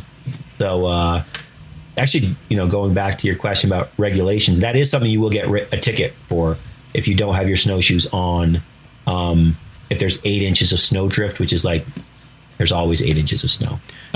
So that's something we typically, like, our move is like there's no regulations. So most of the weekend warriors, of which I'm proudly one of, we wait for all the hardcore locals to go out in the middle of the week to break trail after the snowstorm, and then we can just wear micro spikes. Sure. See, I used to be the same exact way, but then I became a snowshoes from the get-go at all times because I just found it easier. Like, yeah, it's like clunky at first, but I feel like after a quarter of a mile, you kind of figure out your footing. But yeah, I used to be the same way. And then I found that I prefer the snowshoes. I'm a big guy. It gives me more to step on. And yeah, I changed my ways because of ease. Super cool. Alrighty then. So what do you think, Lynn? I didn't say the O word. You're doing well, but you're still losing. That's actually very interesting. And from your perspective, exactly, Stomp. Actually, okay. So, yeah, what do you think, Mike? Ding, ding, ding, ding, ding, ding. Yeah. I'm afraid to talk with the bell, but this is great. So, Stomp, I think that we're going to bail out on the search and rescue news because we're at 2 hours. So we'll push that to the next episode because I think the next episode is probably just going to be a Mike and Stomp. So that'll give us some stuff to cover here. Because James, I think I probably could talk to you for another 5 hours if we kept going. But we're at 2 hours at this point. So I don't know, Stomp, you got any questions before we wrap up? Yeah, James, I wish we had you more vocal on the pop culture because I'm curious what your take is succinctly on the SAG-AFTRA and Writers Guild strike and if that's impacted you. And I have a business idea for you. I think you could do like a Hot Ones YouTube, but instead of Hot Ones, it might be High Ones, the taking celebrities out of work up on the high peaks of the Adirondacks. Yeah, it's that. Wouldn't that be something? Right. I did a movie. I mean, I've done a couple movies with him, but I did a movie with Adam Sandler a few years ago, and I was talking to him about it because he heard that like I like to go hiking. So he was just talking, and I was like, "So what's it going to take to get you on a mountain?" Nice. He goes, nothing. That was what his answer was. That's hilarious. Not going to happen. Oh, that's funny. But yeah, no, the SAG-AFTRA. I was on a show, and the show shut down because everything is shut down due to strikes. Yep. So yeah, it's affected my wallet dramatically, and hopefully that gets fixed and solved at some point here. My union, the IATSE, which is the crew, basically. I'm a sound guy. I'm the crew. Yep. I swing the microphone, and hopefully they get solved because we are the collateral damage of all of this, sadly. But for sure. It is the summertime, so I come home, I make the best of it. I'm home with my family. I'm not going hungry yet, so we're good. I can go outdoors, so I'm a blessed man regardless. But yeah, hopefully it gets solved shortly, so I can go back to work and earn a living and keep playing in the mountains. Excellent. Well, we appreciate having you. And just for listeners, thank you for having me. To wrap this up, just a comparison from the Whites to the 80K at 3820 feet. You have, James, please help me on this one. Couchas Raga? Nailed it. Couchas. Oh, that was great. That was fantastic. Couchas. Okay. So a comparison there would be, say, the Cannonballs or the Nubble. And then when you go to your highest peak, which is Marcy at 53, you're talking about either Mount Madison or something at that height. Just so. Yeah, Lafayette. Adams. Lincoln, Lafayette. Yeah, or Monroe even. So Madison-Monroe range. So just to have that perspective in your mind. Well, Stomp, hopefully we'll get out there and James can tour us around a little bit. But thank you so much. This has been fascinating, and I think that you gave the listeners a real good taste about the Adirondacks, and we'll definitely stay in touch, and hopefully we can get another show together. Yeah, thank you guys for having me. I appreciate it. If you guys come out here, please hit me up. I'd love to get out in the woods with you guys, and then we'll do an episode on my podcast. We'll see what your thoughts were on your first trip to the 80K. Though if I do get out to New Hampshire, I will absolutely be hitting you guys up as well. So Thank you for having me. It was a pleasure. And Lynn, who's the winner? All right, so we have a big winner here, and with a score of 96, Mike is the big winner. And Stomp is the first loser at 91. Holy. Sorry, Stomp. Not bad. I mean, I feel like we corrected ourselves when we got caught. So I think it's a learning process. Alrighty then. No more verbal tics for us. Mike started off hot though too. You right at the top, you hit a lot. You got a lot of points quickly, but then you kind of settled into your game. You were kind of like a pitcher who had like a bad first inning, but then settled in. I wrote everything down. You wrote them down and cheated. Yeah, well, it's all right. Well, congrats, Mike. No hard feelings. All right, thanks everybody. Okay, thanks, guys. Later. Right. See ya.